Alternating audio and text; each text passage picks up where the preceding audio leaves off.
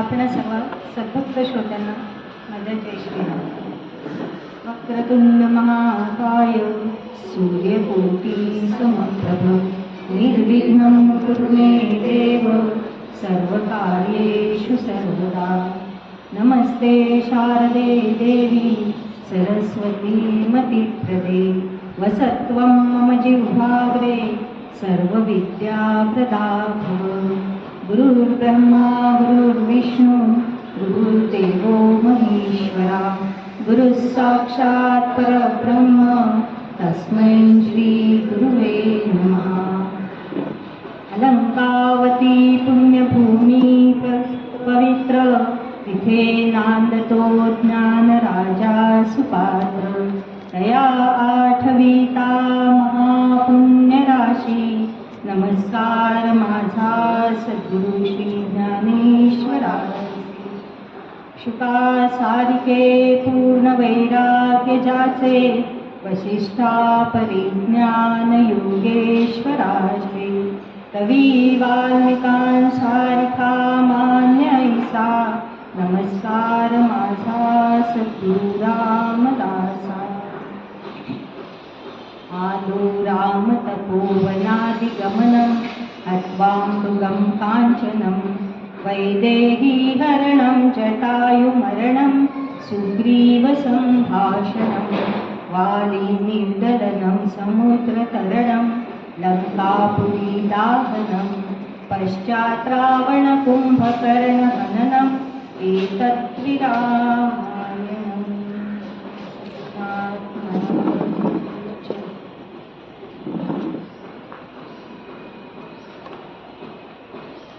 सर्वप्रथम आपल्या सर्वांना इतक्या उपस्थितीबद्दल खरंच मला या वाढत्या उपस्थितीमुळे माझा उत्साह सुद्धा वाढत आहे.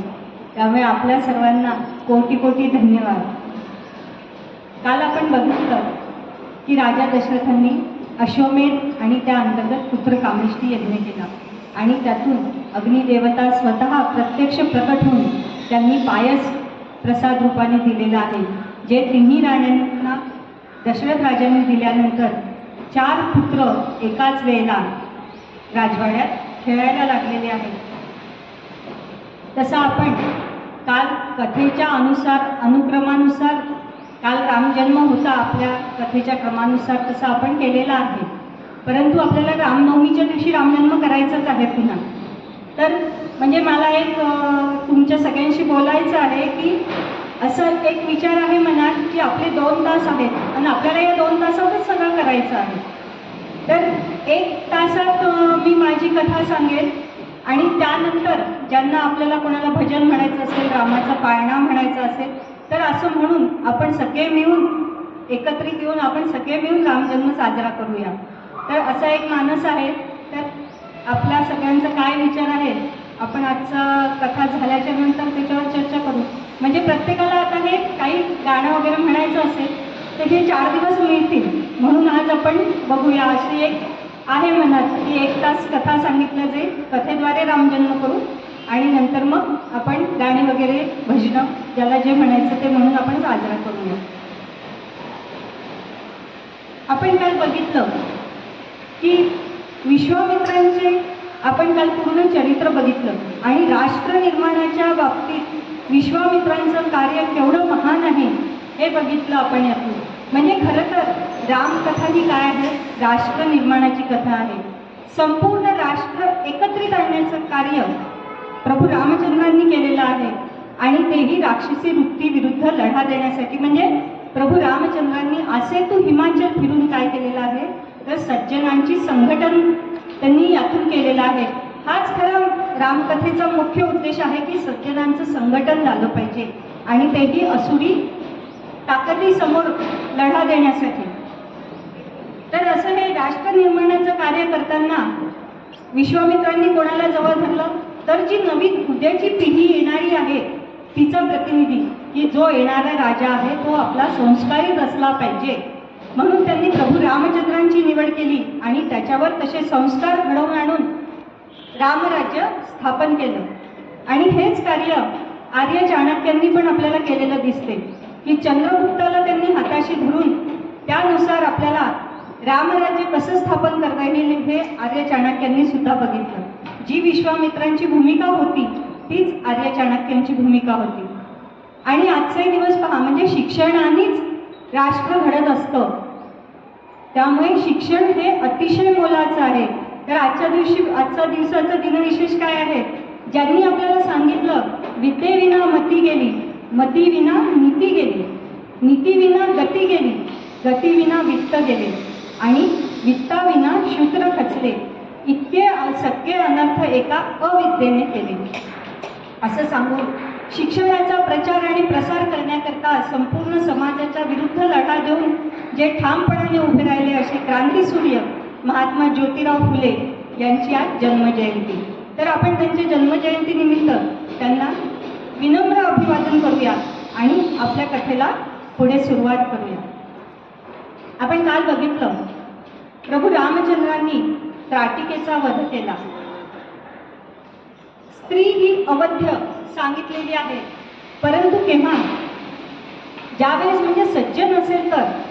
जिथे दुर्जनता वाढेल आणि सज्जनांना त्रास होईल मग त्या ठिकाणी कोणीही असो त्यांचं निर्दालन हे केलंच पाहिजे. हीच दया आहे. तुकाराम महाराजांनी आपल्याला काय सांगितलं अभंगातून? दया तिचे नाव भूतांचे पालन. म्हणजे सगळ्या प्राणी मात्रांवर दया करा हे आपल्याला सगळे साधू संत सांगतात. दया तिचे नाव भूतांचे पालन ही झाली अर्धी बाजू. आणि निर्दालन कंटकांचे, म्हणजे सन्मार्गाच्या वाटेत येणारे जे काटे आहेत त्यांचं निर्दालन करणं ही सुद्धा दयाच आहे. असे हे दोन्ही बाजूने दयेचे अर्थ आपल्याला सांगितले आहेत आणि त्याप्रमाणे वागायला आपल्याला शिकवलेलं आहे.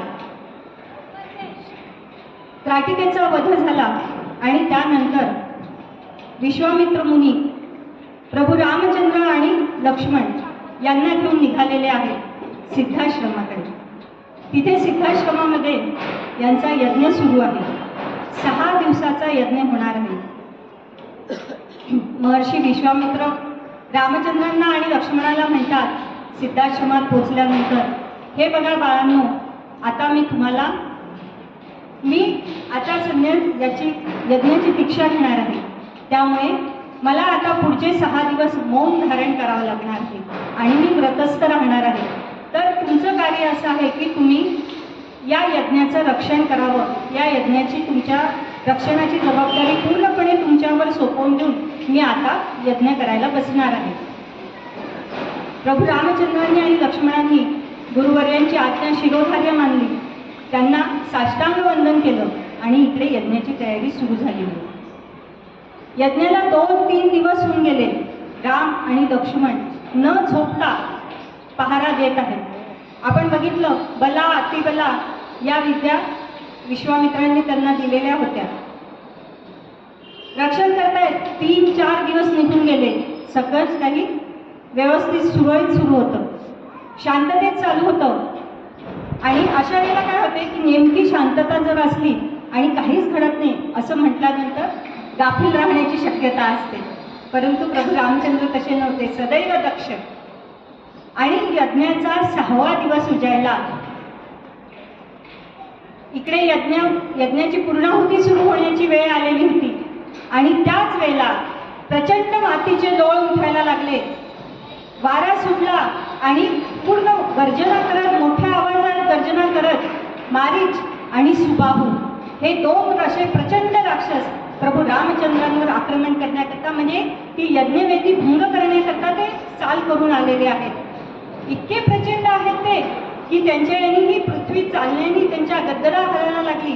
झाडं सुद्धा गरमीत जसं काही एखादं चक्रीवादळात जसे झाडं हलतात त्याप्रमाणे सगळं व्हायला लागलं. जंगलातले सगळे प्राणी पक्षी तसतः आवाज करत चित्कार काढत पळायला लागलेले होते की कुठलं संकट आलेलं आहे म्हणून. ते बघितलं आणि प्रभू रामचंद्र लगेच सावध झाले. त्यांनी आपला बाण सज्ज केला. बाणावर त्यांनी मानवास्त्र लावलं आणि त्याचं अग्र लावायला सुद्धा प्रभू रामचंद्रांना वेळ मिळाला नाही, इतका तो मारीच जवळ येऊन पोहोचलेला होता.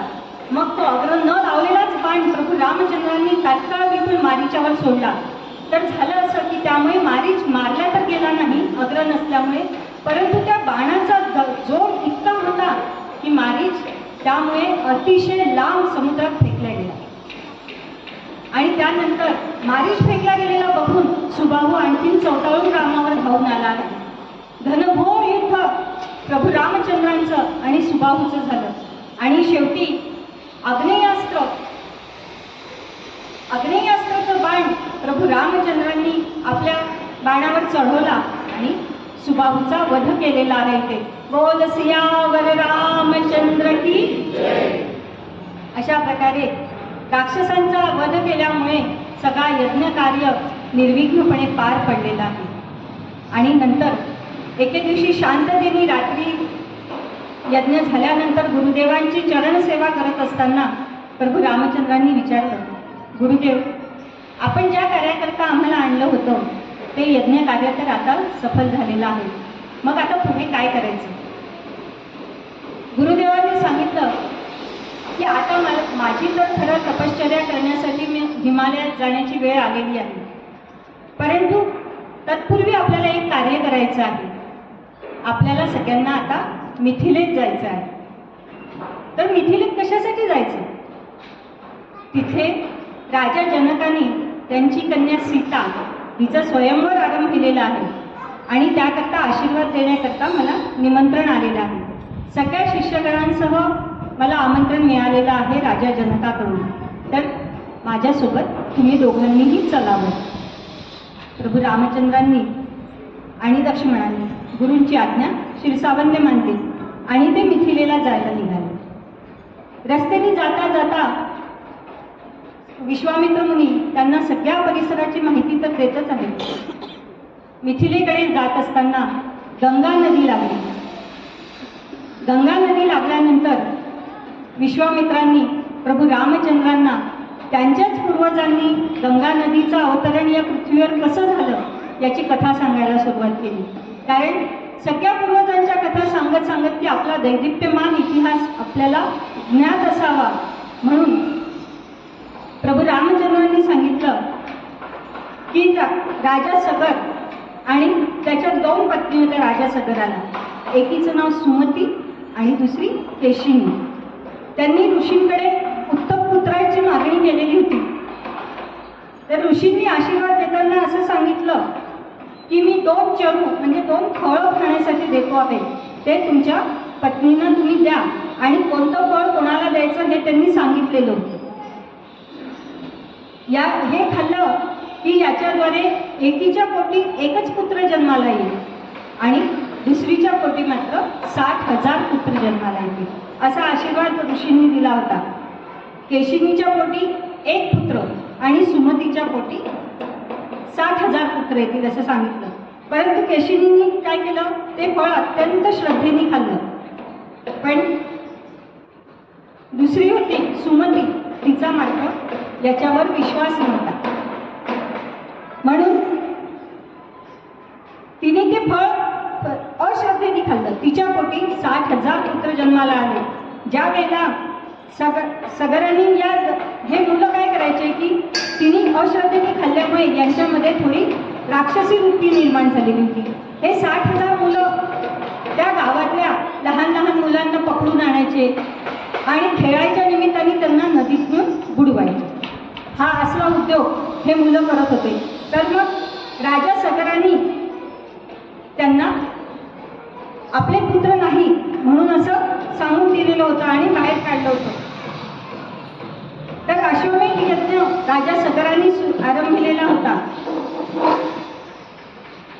आणि त्यांचा घोडा सोडलेला असताना तो घोडा गेलेला आहे कपिल मुनींच्या आश्रमात. कपिल मुनींनी तो घोडा अडवलेला नाही. तिथे तो घोडा थांबला, परंतु हे पुत्र त्या घोड्याचा पाठलाग करत करत आलेले होते आणि त्यांना वाटलं की कपिल मुनींनीच आपला अश्व अडवलेला आहे म्हणून ते कपिल मुनींवर चाल करून गेले.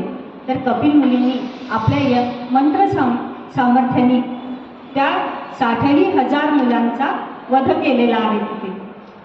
आणि नंतर मग राजा आला आहे. राजाला अतिशय दुःख झालं की असं कसं काय झालेलं आहे म्हणून. तर त्यांनी विचारलं की मुनीवर आता याच्यावर उशाप सांगा. तर म्हणे जर गंगा अवतरित झाली, स्वर्गातली गंगा पृथ्वी तलावर आली तर तुझ्या या पुत्रांना मुक्ती मिळेल. मग त्यानंतर राजा अंशुमन, दिलीप, भगीरथ अंशुमनांनी हे तपश्चर्या करायला बसले भगवान शंकरांची, की गंगा मातेची, की तुम्ही या पृथ्वीवर अवतरित व्हावं, परंतु त्यांना त्यामध्ये यश आलं नाही. त्यानंतर त्यांचे पुत्र असलेले दिलीप, राजा दिलीपांनी सुद्धा घनघोर तपश्चर्या केलेली आहे. आणि त्यानंतर केली भगीरथांनी तपश्चर्या गंगेची. त्यावेळेला म्हणजे बघा, एक कार्य सतत 3 पिढ्या चाललेलं आहे, त्यावेळेला त्यामध्ये यश आलेलं आहे. परंतु त्यांची चिकाटी की नाही, आम्हाला मुक्ती मिळाली पाहिजे. तर भगीरथाला गंगा माता प्रसन्न झाली आणि तिने या पृथ्वी तलावर अवतरित झाली. भगवान शंकरांच्या जटेमध्ये तिला अवतरण करण्याकरता स्थान देण्यात आलेलं होतं. आणि ज्या वेळेला या गंगा मातेच्या पाण्यानी ते रक्षा ज्या 60,000 मुलांची होती त्याच्यावर गेली गंगा मातेचं पाणी पवित्र, त्यावेळेला ते सगळे पुत्र उठून बसलेले आहेत. तर अशी ही असा हा तुमच्या घराण्याचा दैदिप्यमान इतिहास आहे. असे प्रत्येक गोष्टीची माहिती देत विश्वामित्र एक एक प्रकारचं शिक्षण आपल्या विद्यार्थ्यांना देत आणि रामाची जडणघडण या प्रकारे करत ते पुढे चाललेले. जाता जाता सगळा प्रदेश हिरवागार छान दिसतो आहे आणि मध्येच एक असा ओसाड भाग लागला. आणि ते बघितल्यानंतर साहजिकच रामाच्या मनात प्रश्न पडला की गुरुवर, इतकी सगळीकडे हिरवळ आहे, नद्या आहे, एवढी मोठी गंगा मैया वाहते आहे, इतकं पाणी आहे मुबलक सगळीकडे, पण हा मधलाच प्रदेश असा ओसाड का? त्यावेळेला विश्वामित्रांनी सांगण्यास सुरुवात केली की रामा, हा सुद्धा प्रदेश सुजलाम सुफलामच होता, परंतु काय घटना झाली आहे यापूर्वी. इथे गौतम ऋषींचा आश्रम होता.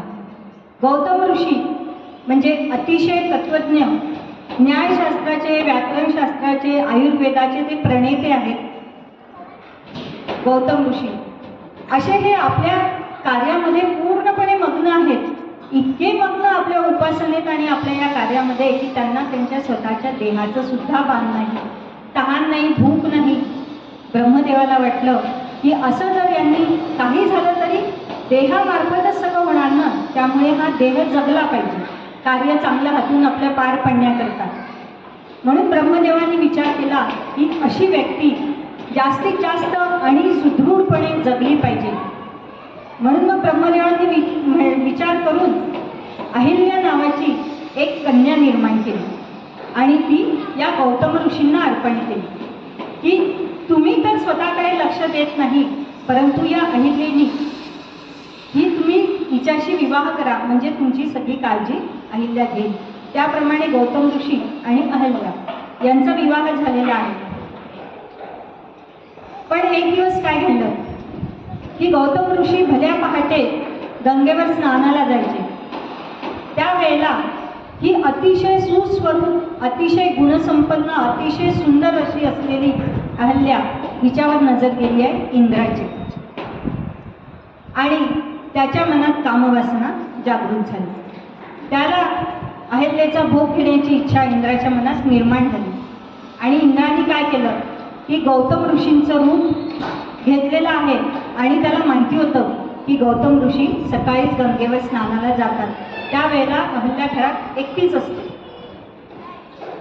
आता आपल्याला प्रत्येक कथेमध्ये सांगितलं जातं की इंद्र आला, त्यांनी भुलवून आणि फसवून अहिल्याचं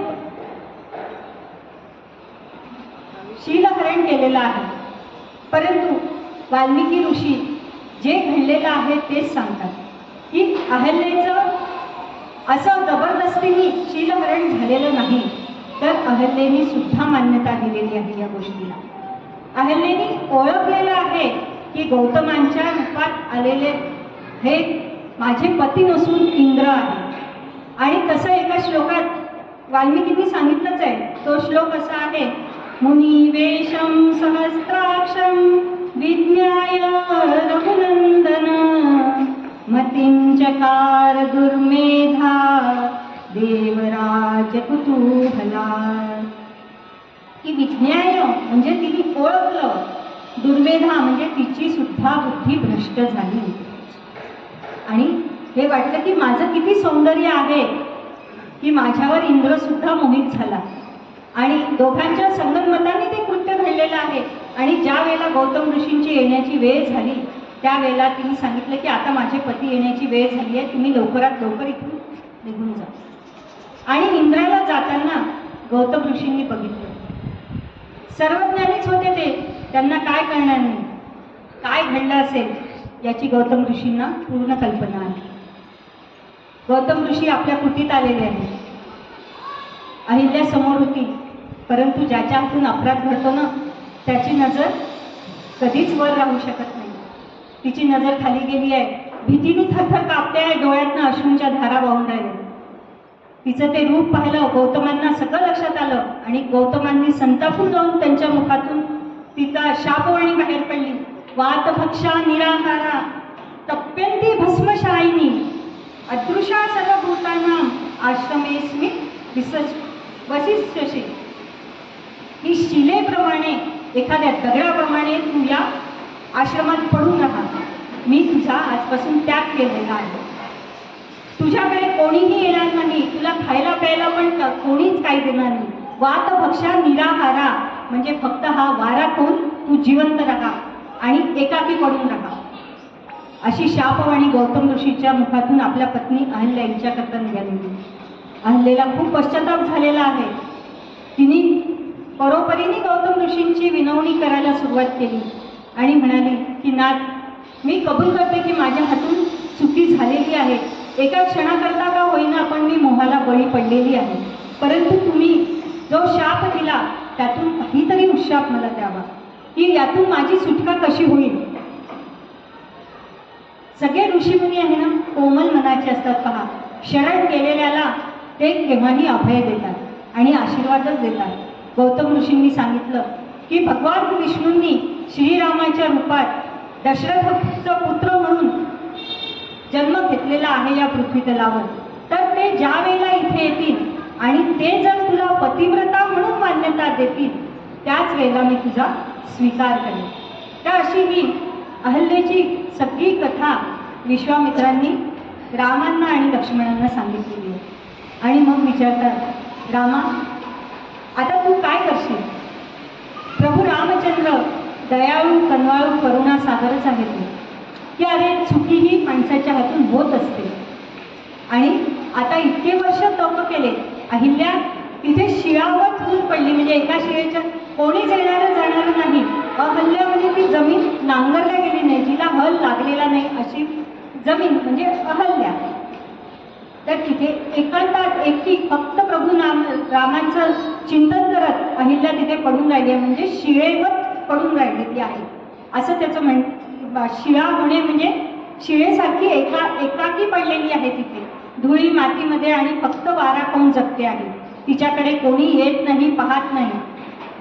तर प्रभू रामचंद्रांनी त्या आश्रमामध्ये ते कुटीचं दार उघडलं आणि प्रवेश केला.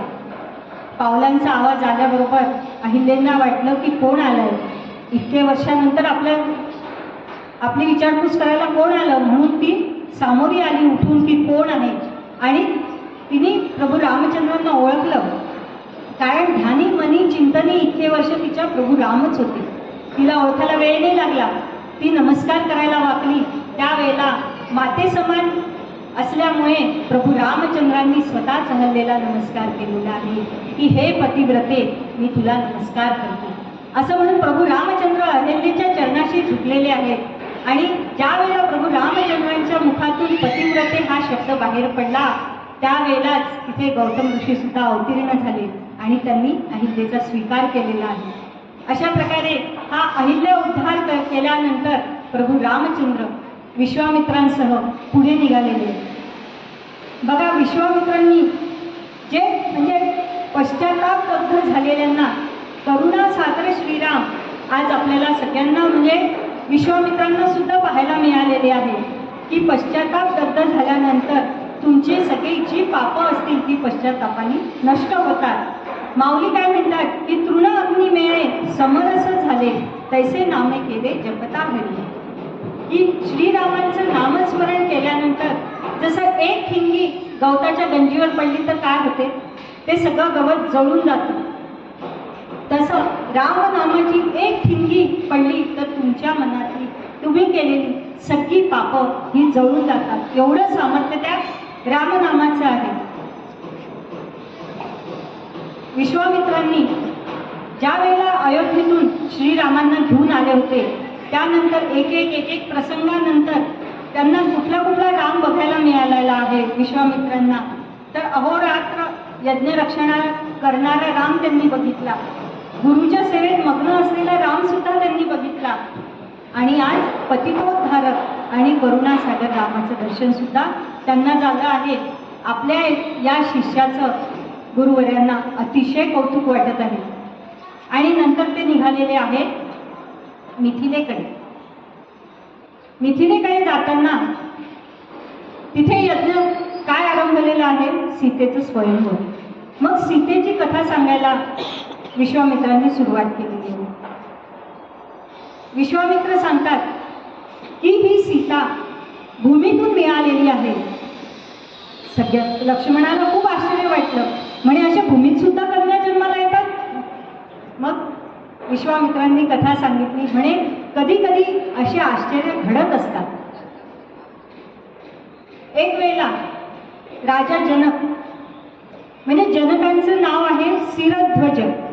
जनक ही पोस्ट आहे. जसं आपण काल बघितलं की वशिष्ठ ही काय पोस्ट आहे, की त्या गुरुपदावर जो बसलेला आहे कुलगुरू म्हणून त्यांना वशिष्ठ म्हणायचं. तसं या मिथिलेच्या राजावर, म्हणजे आपण पंतप्रधान म्हणूया आपल्या भाषेत, तर जे राजे आहेत त्यांना म्हणतात जनक. तर सीतेच्या वडिलांचं नाव आहे शिरध्वज आणि आईचं नाव आहे सुनैना. आणि यांना एक धाकटे बंधू आहेत, त्यांचं नाव आहे कुशध्वज आणि त्यांची पत्नी आहे सत्यभामा. जनक मूळतःच विदेही, म्हणजे त्यांचं राजर्षी त्यांना म्हटलेलं आहे. राजा असून ऋषीवत ज्यांचं आयुष्य आहे की या कुठल्याच भौतिक संपदेचा त्यांना कुठल्याही प्रकारचा मोह नाही, असे हे राजा जनक स्वतः विदेही आहेत. आणि एक यज्ञ करायचा म्हणून त्यांनी भूमी नांगरायला घेतली. त्यांच्याही घरात दोन बंधू आहेत, दोघं हे, परंतु त्यांच्याही घरात अपत्य नाही. परंतु हा यज्ञ त्यांनी काही अपत्य प्राप्ती होण्याकरता आरंभिलेला नाही.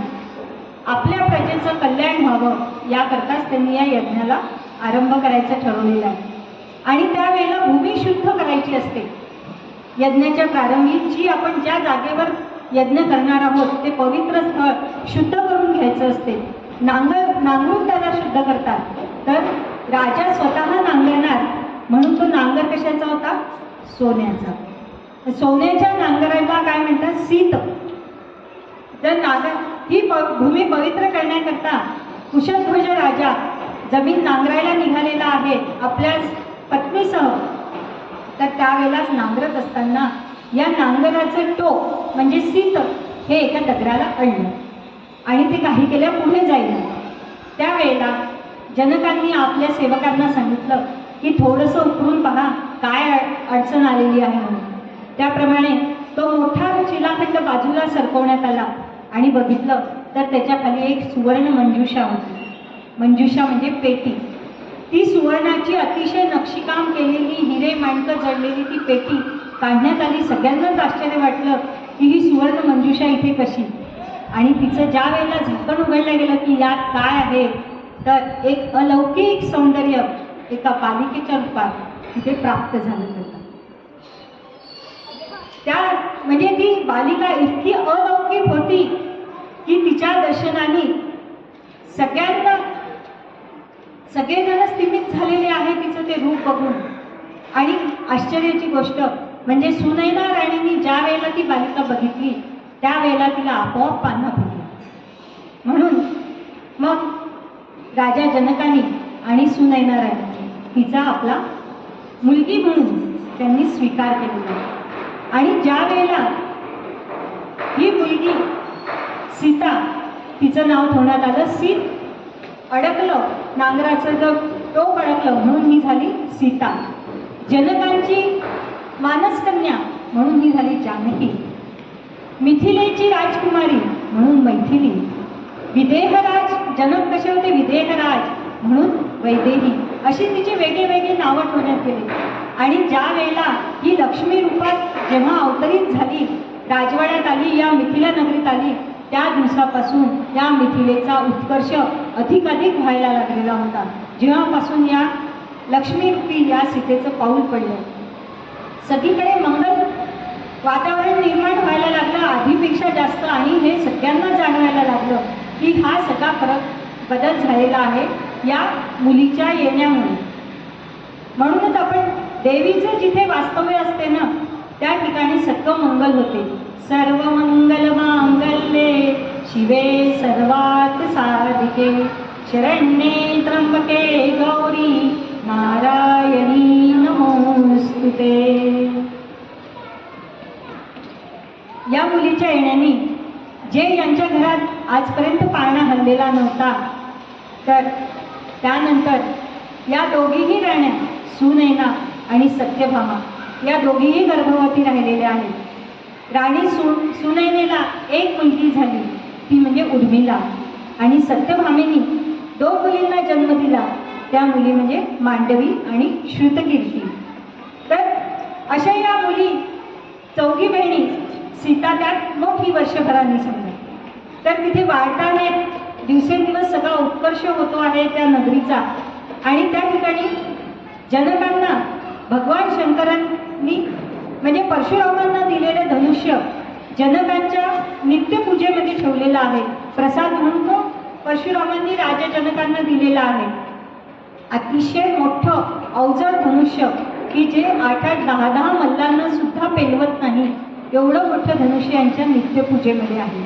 ज्या वेळेला पूजा करायची त्यावेळेला तिथलं जर निर्माल्य वगैरे उचलायचं, स्वच्छ करायचं असेल तर 8-10 लोकांना बोलावून ते उचललं जायचं आणि मग नंतरच तिथली स्वच्छता करून त्याची पूजा करावी लागायची राजा जनकांनी. परंतु एक दिवस झालं असं की जनकांना काही कामानिमित्त बाहेर जाण्याची घाई होती. त्यांनी सुनैना राणीला आणि जानकीला तिला सांगितलं की तुम्ही मला आज थोडी गडबड आहे, तर तुम्ही पूजेची पूर्वतयारी करून ठेवा, मी जाताना पूजा करून माझ्या कामाला निघणार आहे. त्याप्रमाणे या दोघी तयारीला लागल्या. सुनैना राणी पूजेसाठी फुलं आणण्याकरता बाहेर गेलेली आहे आणि त्या तिथले सगळे स्वच्छतेचं ही पूर्वतयारी करायची, निर्माल्य वगैरे काढून ठेवायचं काम सीता करते आहे. आणि हिने काय केलं की सगळी स्वच्छता करता करता ते शिवधनुष्याच्या खाली तिला फुलं दिसले. हिने आपलं पटकन डाव्या हातात ते धनुष्य उचललं, बाजूला केलं, खालचं निर्माल्य स्वच्छ केलं आणि धनुष्य जागेवर ठेवलं.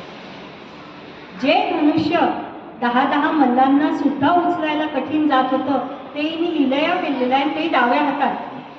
हे दृश्य सुनैना राणीने बघितलं आणि तिने जनक राजांना सांगितलं की अशी अशी घटना झालेली आहे. त्यांना पहिलेच अनुभव आलेला होता की ही कुणी साधारण बालिका नाही, ही दिव्य बालिका आहे आणि आपल्यावर हिच्या पालन पोषणाची जबाबदारी भगवंतांनी टाकली आहे. त्यानुसारच हिचं पालन पोषण आपल्याकडनं झालं पाहिजे. आणि आजच्या या घटनेमुळे तर आणखीनच जनकांच्या डोळ्यात अश्रू उभे राहिले की कोण एक दिव्य आपल्या घरात भगवंताचा प्रसाद म्हणून आलेली आहे. तर ही ज्याची ठेव आपल्याकडे भगवंतांनी दिलेली आहे ती त्या योग्य व्यक्तीपर्यंत पोहोचवणं हे आपलं कर्तव्य आहे. म्हणून म्हणे सुनैना राणी, मी आज एक पण करतो की हे जे शिवधनुष्य हिने लीलया पेललेलं आहे, तर हे जो पेलू शकेल आणि त्याला प्रत्यंचा लावू शकेल अशाच वीर पुरुषाला, अशाच पुरुषोत्तमाला मी ही कन्या बहाल करणार आणि असा पुरुषोत्तम हिच्यासाठी नक्कीच या पृथ्वी तलावर असणार आहे, ही मला खात्री आहे. अशा प्रकारे त्यांनी हा पण ठेवलेला आहे. आणि स्वयंवराचं सगळ्या राजांना, सगळीकडे ऋषींना आमंत्रण गेलेलं आहे. त्याप्रमाणे मिथिलेला निघायला विश्वामित्र मुनी आणि प्रभू रामचंद्र त्यांचे सगळे शिष्यगण निघालेले आहेत. मोठा समारंभ आयोजित केलेला आहे. सगळीकडे मोठे मोठे त्यांनी पेंडॉल वगैरे टाकलेले आहेत. सगळ्यांची राहण्याची, खाण्याची, पिण्याची सगळी व्यवस्था, त्यांच्यासोबत असलेले हत्ती, घोडे, रथ, दळ, कारण राजकुमार येणार सगळे, तर राजकुमार एकटा येणार नाही, त्यांचा काय असतं सोबत पूर्ण ताफा असतो. तर त्या सगळ्या याची सुविधा करण्याकरता मोठं आयोजन केलेलं आहे या स्वयंवराचं. आणि विश्वामित्र मुनी आपल्या या दोन्ही शिष्यांसह त्यांचं आगमन तिथे झालेलं आहे. विश्वामित्र मुनी आलेले कळल्यानंतर त्यांची एका आमराईत राहण्याची व्यवस्था केलेली आहे राजाने. आणि विश्वामित्र मुनींचं आगमन झालेलं कळल्यानंतर स्वतः राजा जनक आणि राजा जनकांचे राजपुरोहित शतानंद हे विश्वामित्रांच्या स्वागतासाठी तिथे आले. शतानंद म्हणजे कोण? तर महर्षी गौतम आणि सती अहिल्या यांचे पुत्र हे शतानंद. ज्या वेळेला अहिल्याचा उद्धार झाला आणि कळलं तिला की प्रभू रामचंद्र आणि विश्वामित्र मुनी आता मिथिलेकडे निघालेले आहेत, त्यावेळेला तिने सांगितलं की रामा, फक्त एक करशील, तू मिथिलेला जात आहेस, तिथे माझ्या पुत्राची म्हणजे शतानंदाची तुझी गाठ पडेल, तर तिथे त्याला सर्वप्रथम सांग की तुझे आईची शुद्धी झालेली आहे, तुझे बाबा परत आलेले आहे आणि आमचा संसार आता सुखाचा सुरू झालेला आहे. ही बातमी तू त्याला दे, कारण त्याला सुद्धा काळजी लागून राहिलेली आहे आपल्या या मातेची. म्हणून असे हे शतानंद जे राजा जनकाचे पुरोहित आहेत, राजपुरोहित, तर ते स्वागतासाठी आलेले आहेत. स्वागत जनकांनी यथोचित विश्वामित्रांचं केलं. त्यावेळेला राम आणि लक्ष्मण हे आपले स्नानादी कर्म करायला गेलेले होते आणि राजा जनक बसलेले असतानाच या दोघा बालकांचं तिथे आगमन झाले. प्रभू रामचंद्रांना पाहिलं आणि विदेही असलेले जनक सुद्धा त्या रूपावर मोहित झाले, पाहतच राहिले त्या रूपाकडे. खरं तर यांना कसलीच आसक्ती नाही, सदोदित निर्गुणामध्ये रमणारे असे राजा जनक आहेत, परंतु प्रभू रामचंद्रांचं रूप बघितलं आणि ते बघतच राहिले. त्यांनी मग विश्वामित्रांना विचारलं, मुनिवर, हे दोन पुत्र कोण आहेत? विश्वामित्रांनी म्हटलं, काय झालं? नाही म्हणे, या मुलांचं दर्शन घेतल्यावर आजपर्यंत मी जे ब्रह्मानंदात कायम राहतो तो ब्रह्मानंद सुद्धा मला आज फिका वाटायला लागला. त्यांचं हे सगुण रूप बघितल्यानंतर असं त्यांचं रूप होतं. तुकाराम महाराजांना सुद्धा याच रूपाने वेड लावलेलं आहे. माऊलींना सुद्धा या सगुण रूपाचं वेड सगळ्यांनाच असतं की त्या रूपापुढे ब्रह्मानंद सुद्धा फिका वाटायला लागतो. माऊली काय म्हणतात आपल्याला? रूप पाहता लोचनी सुख झाले ओ साजनी, तो हा विठ्ठल बरवा, तो हा माधव बरवा, सर्व सुखाचे आदर बाप रखुमा देवी बरव. ही सगळ्या सुखांचा आदर कुठे आहे? तर हे पांडुरंगाची जी प्रतिमा किंवा मूर्ती आपल्या डोळ्यासमोर दिसते, म्हणजे जे रूप दिसतं सगुण साकार. अरे हे सांगा, ही भक्ती काय होती?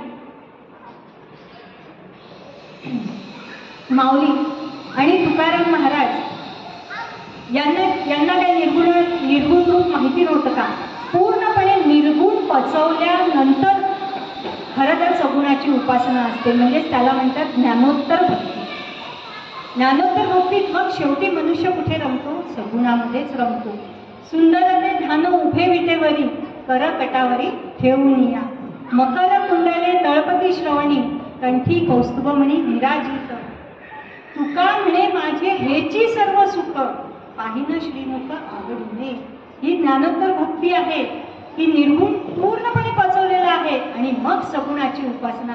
खरी उपासना सगुणाचीच आहे.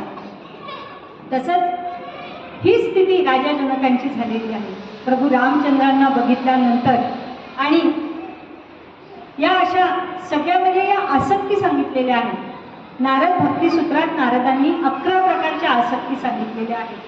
त्या आहेत रूपासक्ती, गुणासक्ती, पूजासक्ती, स्मरणासक्ती, दास्यासक्ती, सख्यासक्ती, कांतासक्ती, वात्सल्यासक्ती, आत्मनिवेदनासक्ती, तन्मयतासक्ती आणि परमविरहासक्ती. तर या रूपासक्तीमध्ये राजा जनक प्रभू रामचंद्रांकडे बघता आहेत. कसं आहे रामचंद्रांचं रूप? नीलांबुज श्यामल कोमलांब, म्हणजे तरुणो रूपसंपन्नो सुकुमारो महाबलो. असं हे रूप बघितलं आणि साहजिकच त्यांच्यातला वधूपिता जागृत झाला की अरे असा सुंदर हा राजकुमार मला जावई म्हणून लाभला तर किती चांगलं वाटेल. परंतु दुसऱ्या क्षणाला त्यांच्या मनात विचार आला की आपण तर आपली ही वीर्यशुल्का सीता जो कोणी हे शिवधनुष्य पेलेल त्यालाच देण्याचा पण केलेला आहे आणि हा तर सुकुमार आहे, मग याला ते शिवधनुष्य पेलेल का, आपला पण पूर्ण होईल का, ही एक शंका त्यांच्या मनाला चाटून गेलेली आहे. या ठिकाणी मग गोस्वामींनी पुढचा प्रसंग आपल्या वाल्मिकी रामायणात येत नाही, पुष्पवाटिकेतला प्रसंग की प्रभू रामचंद्र आणि लक्ष्मण हे गेलेले आहे पुष्पवाटिकेत. तर एक आपल्याला या सगळ्या कथेला पुष्टी देणारा, आपण पहिल्यांदाच म्हटलं होतं की जरी वाल्मिकी रामायणात नसेल आणि आपल्या याच्यातले भाव वाढवणारा, सीतेच्या मनातली भक्तिभाव जागृत करणारा, रामाच्या मनातला भाव जागृत करणारा असा प्रसंग असेल, कोणत्या भक्ताच्या मनातला भाव जागृत करणारा आणि तो आपल्यापर्यंत सहजी पोहोचू शकेल तो भाव, असे जे जे प्रसंग वेगळ्या वेगळ्या रामायणातून आलेले आहेत ते पण आपण काही 2-4 प्रसंग आपण घेणार आहोत त्याच्यात. तर हा पुष्पवाटिकेतला प्रसंग रंगवलेला आहे गोस्वामीजींनी. गोस्वामीजी म्हणतात की प्रभू रामचंद्र आणि लक्ष्मण एक दिवस विश्वामित्रांची पूजेकरता आपल्या गुरुवर्यांना फुलं हवी आहेत म्हणून गेलेले आहेत पुष्पवाटिकेत फुलं आणायला. तिथे त्यांनी त्या माळीदादाला विचारलं, आमच्या गुरुवर्यांना पूजा करायची आहे तर आम्ही या बागेतली फुलं घ्यावीत का. त्या माळीदादांना आश्चर्य वाटलं की पूजेकरता फुलं आणि ती सुद्धा परवानगी घेऊन. त्यांनी म्हटलं अवश्य घ्या, पूजेकरता तुम्ही का कष्ट घेत आहेत, मी स्वतः आणून देतो तुम्हाला फुलं परडी भरून. तर राम आणि लक्ष्मणांनी सांगितलं की नाही, आमच्या गुरूंची सेवा आम्हालाच करायची आहे, त्यामुळे आम्ही फुलं तर आम्ही तोडणार, परंतु तुमची परवानगी असेल तरच. आणि फुलं गोळा करायला गेलेले आहे. त्याच वेळेला काय झालं आहे, नवरी जी असते ना, आपण पहा गौरी पूजन करण्याची पद्धत आहे लग्नाच्या आधी, स्वयंवर आरंभलेला आहे. म्हणून या जानकीला पुष्पवाटिकेमध्ये असलेल्या गौरीच्या मंदिरात तिच्या आईने पूजन करायसाठी तिच्या सख्यांसह पाठवलेलं आहे. आणि या सख्या सगळ्या तिथे जमलेल्या आहेत. सीता आतमध्ये गौरीच्या पूजनात मग्न आहे, परंतु काही सख्या असतात ना, सगळ्याच काही देवदर्शनाची गोडी नसते, काही दर्शनाला जातात, काही बागेत तिकडे तिकडे फिरतात आपल्या. तर एक आले अशी बागेत फिरत होती आणि तिची नजर पडली प्रभू श्रीराम आणि लक्ष्मणावर. ते रूप ती पाहतच बसली, स्तिमित होऊन गेली, म्हणजे तिथे स्टॅच्यू ज्याला म्हणतो आपण तशी स्तंभित झालेली आहे की हे काय, म्हणजे इतकं दिव्य रूप प्रभू श्रीरामांचं आहे. आणि ज्यावेळेला भानावर आली त्यावेळी धावतच गेलेली आहे ती आतमध्ये, तिच्या तोंडून शब्द सुद्धा बाहेर पडेना की काय सांगावं. नुसतीच तिचे हातवारे सुरू आहेत, समोरच्यांना कळत नाही हिला काही वेळ लागलं का.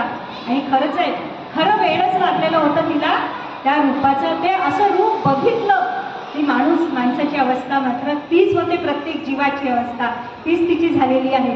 आणि ती विचारत आहे मैत्रिणी, अगं काय घडलं, सांग तर खरी कसं आहे.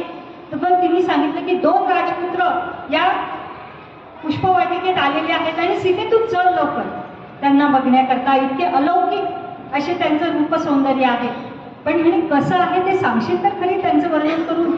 तर ती म्हणाली कसं सांगू मी, ज्या डोळ्यांनी पाहिलं म्हणे त्यांना तिला बोलता येत नाही, आणि ज्या जिभेने बोलता येते तिला ते दृश्य दिसत नाही, अशी अवस्था माझी झालेली आहे, तर तू चल.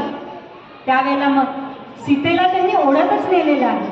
मग प्रभू रामचंद्र इकडे फुलं तोडत आहेत आणि सीता मातेचं आपल्या या परब्रह्माशी म्हणजे जीवाचं आणि शिवाचं मिलन तिथे झालेलं आहे. प्रत्येक जीव व्याकुळलेला असतो शिवाचं दर्शन. कोण आहे ही मायारूपी सीता, म्हणजे आपल्यासारखा जीव, आणि परब्रह्मरूपी श्रीराम. ह्यामध्ये परब्रह्माचं दर्शन झालं की जीवाची अवस्था अशीच होती. त्यावेळेला सीता बघत आहे आणि सीतेच्या नुपुरांचा आवाज प्रभू रामचंद्रांना पण आलेला. प्रभू रामचंद्रांनी बघितलं आणि ते लक्ष्मणाजवळ बोलतायत. प्रभू रामचंद्र कुठलीच गोष्ट अशी मनात ठेवत नाही, सगळं पारदर्शकता, म्हणजे जे मनात येतं ते सांगायचं. ते लक्ष्मणाला म्हणतात की लक्ष्मणा, आजपर्यंत मला अशी हृदयात कुठलीही संवेदना कधीच जाणवलेली नव्हती, आज का बरं होत आहे रे, असं त्याला विचारून राहिलं. कंकण किंकिणी नुपुर ध्वनी सुनी देती सिया शोभा सुख पावा हृदय सराहता वचन आवा. म्हणजे अरे तिचं रूप बघितलं आणि माझ्या हृदयात का बरं अशा भावना उत्पन्न होत आहेत मला हे काही कळत नाही. आणि प्रभू श्रीरामे गेले. ते रूप बघितल्यानंतर सीता माता गौरीची पूजा आटपून बाहेर आलेली होती, परंतु पुन्हा मंदिरात गेली आणि मनोमन त्या गौरीला नमस्कार केलेला आहे आणि मागणं मागितलेलं आहे की हाच वर मला प्राप्त होईल. ही ती गौरीची प्रार्थना करून सीता माता आता निघालेली आहे.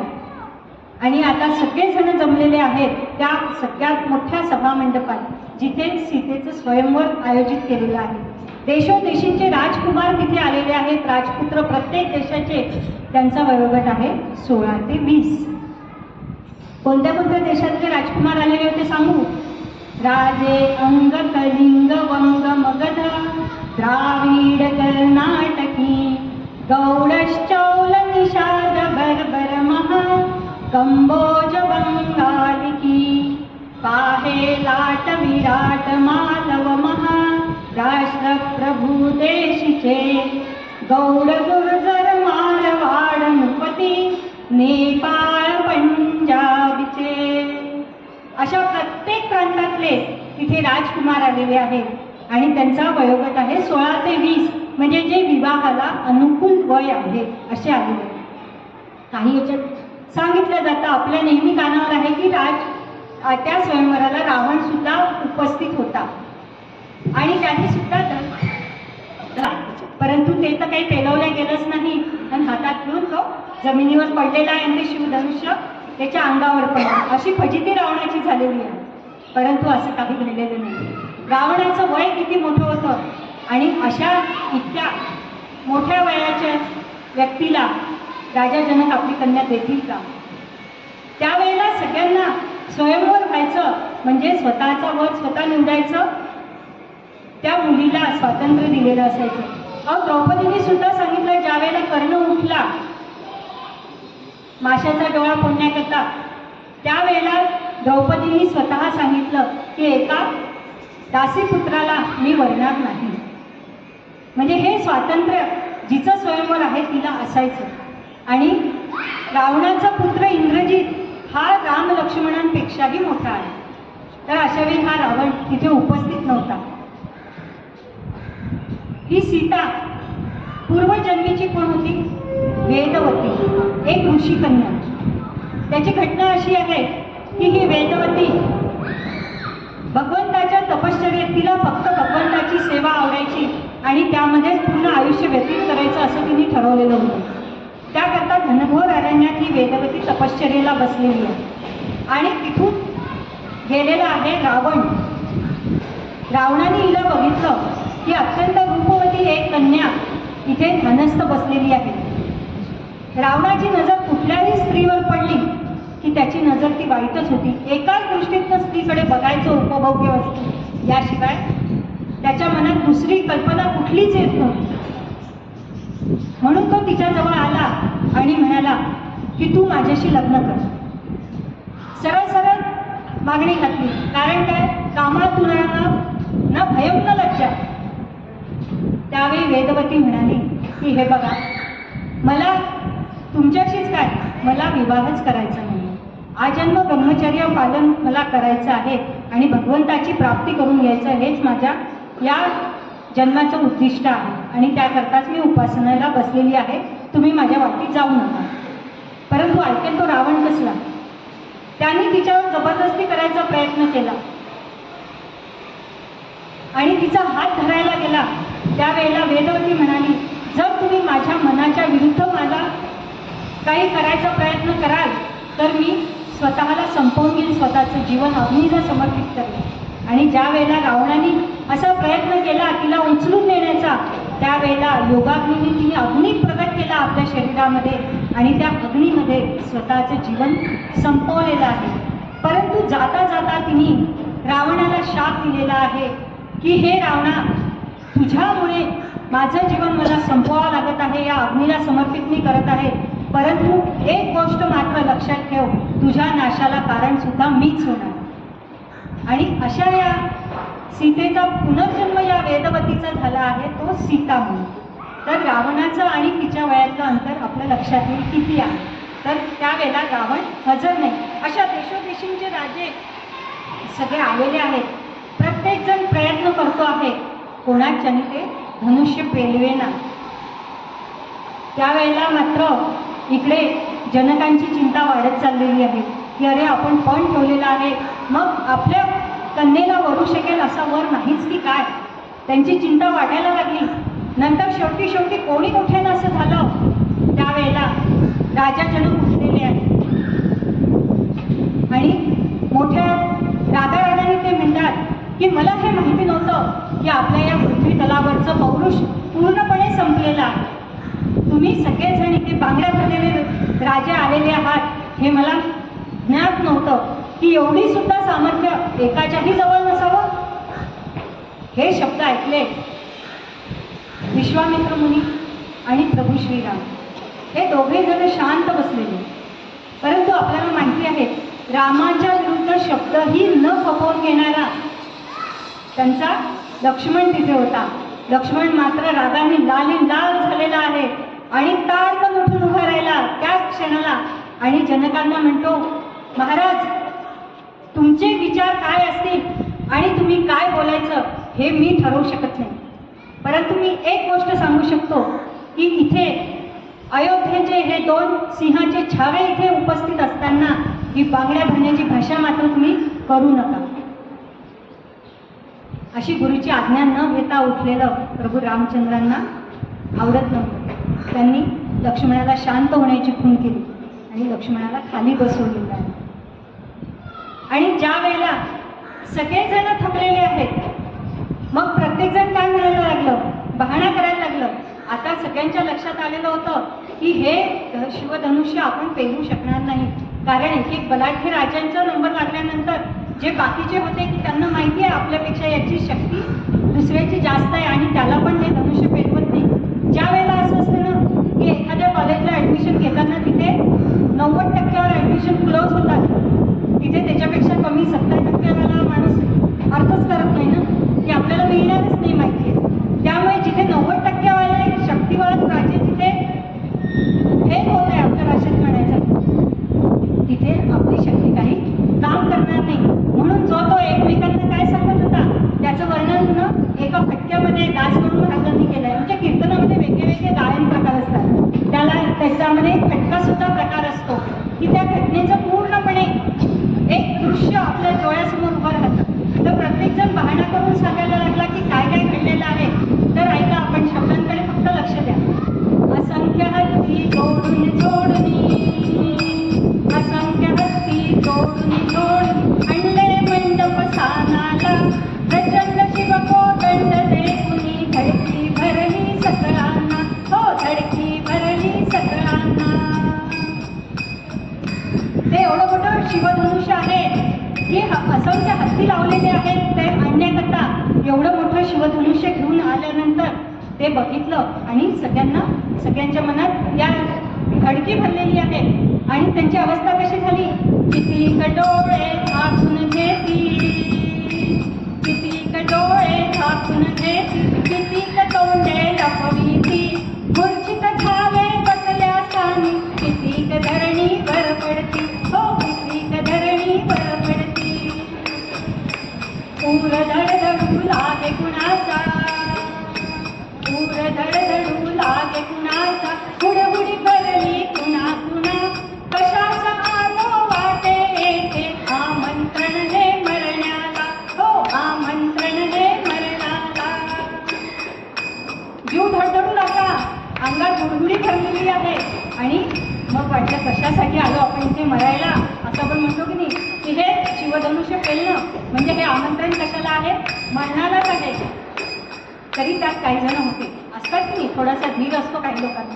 ते काय म्हणायला लागले, धीर धरोनी किती कवदती, धीर धरोनी किती कवदती, आम्ही आलो पाहावया स्वयंवराचा दिव्य सोहळा, वराडी म्हणून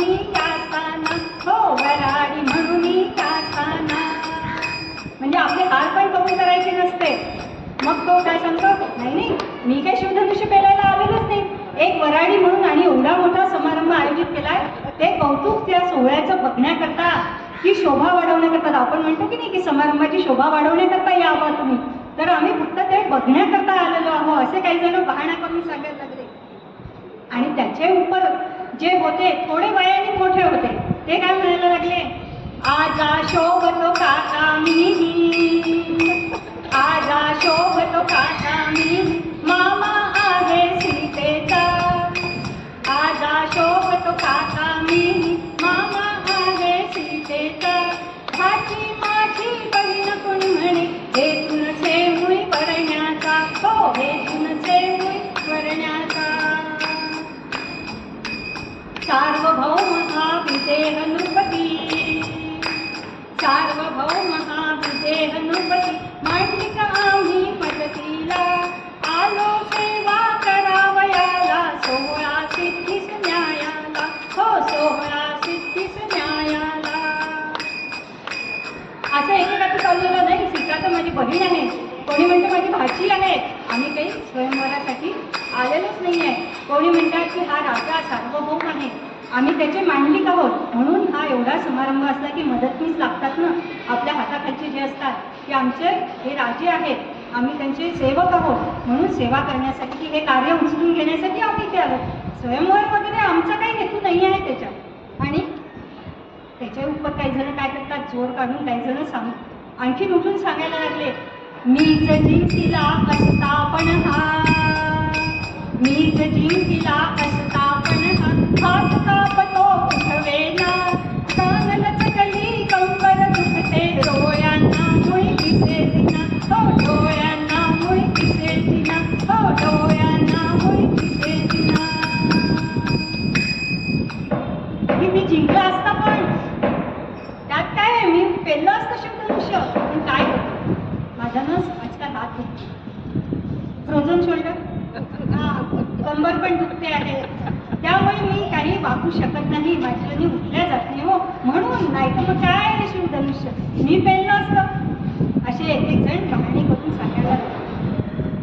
आणि त्यावेळेला मग विश्वामित्रांनी रामाला उभं केलेलं आहे. जनकांना परवानगी मागितली की माझा हा शिष्य अयोध्या नरेश राजा दशरथांचा सुपुत्र राम याला तुम्ही हे शिवधनुष्य पेटून बघण्याची परवानगी दिली. बघा किती एकेका गोष्टीचं निरीक्षण करा की हे वागणं चालणं बोलणं कसं असतं, म्हणजे रीतिरिवाज त्यानुसार पहिले राजा जनकांची परवानगी घेतलेली आहे आणि प्रभू रामचंद्रांना आज्ञा केली की रामा तू उठ. हीच गोष्ट विश्वामित्र मुनी पहिले करू शकले असते की नाही, की सगळ्यात पहिलेच रामाला उठवलं असतं. त्यांना माहिती आहे पूर्णपणे की राम हे शिवधनुष्य पेलू शकणार, परंतु कसं असते जर पहिल्यांदाच उठलं असतं आणि प्रभू रामचंद्रांनी ते धनुष्य पेललं असतं, त्याला प्रत्यंचा लावली असती, बाण जोडला असता, बाकीच्यांनी काय म्हटलं असतं, हेच आता आपण बघायला बघितले, आम्हाला संधीच मिळाली नाही हो, नाहीतर हे आम्ही पण करू शकत नाही.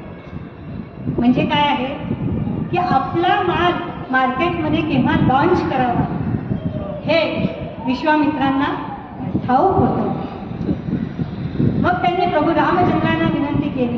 प्रभू रामचंद्र अत्यंत विनम्र, प्रथम आपल्या सद्गुरूंना त्यांनी वंदन केलेलं आहे, त्यानंतर राजा जनकांना त्यांनी वंदन केले, अदबशीर पावलं टाकत त्या शिवधनुष्यापर्यंत पोचले. भगवान शिवाचं ते धनुष्य आहे, त्या धनुष्याला त्यांनी प्रणाम केलेला आहे. पहा प्रत्येक गोष्टींमध्ये हा जीव असतो. ईशावास्य इदं सर्व. आपण सुद्धा दसऱ्याच्या दिवशी बघा सगळ्या शस्त्रास्त्रांची पूजा करत असतो. आपण प्रत्येक गोष्टीमध्ये देव बघत असतो, त्यामुळे कोणतीही आपण घरात नवीन वस्तू आणली तरी तिची पूजा करणार. विजयादशमीच्या दिवशी शस्त्रांची पूजा करतो. खूप ठिकाणी तर जे अवजारांचे कामं करणारे ज्यांना हत्यारं लागतात ते लोक बघा तुम्ही बहुतेक जण दर अमावस्येला काम बंद ठेवतात. कशासाठी?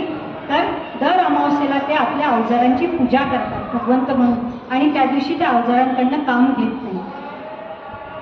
तर अशी आपली संस्कृती.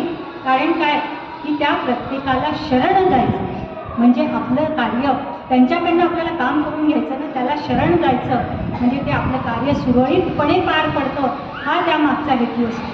म्हणून प्रभू रामचंद्रांनी त्या कोदंडाला नमस्कार केलेला आहे आणि लीलया त्यांनी ते धनुष्य पेलून धरलेलं आहे आणि एका हातात धनुष्य पेललेलं आहे. ते एवढं प्रचंड आहे प्रभू रामचंद्रांच्या उंचीपेक्षाही मोठं.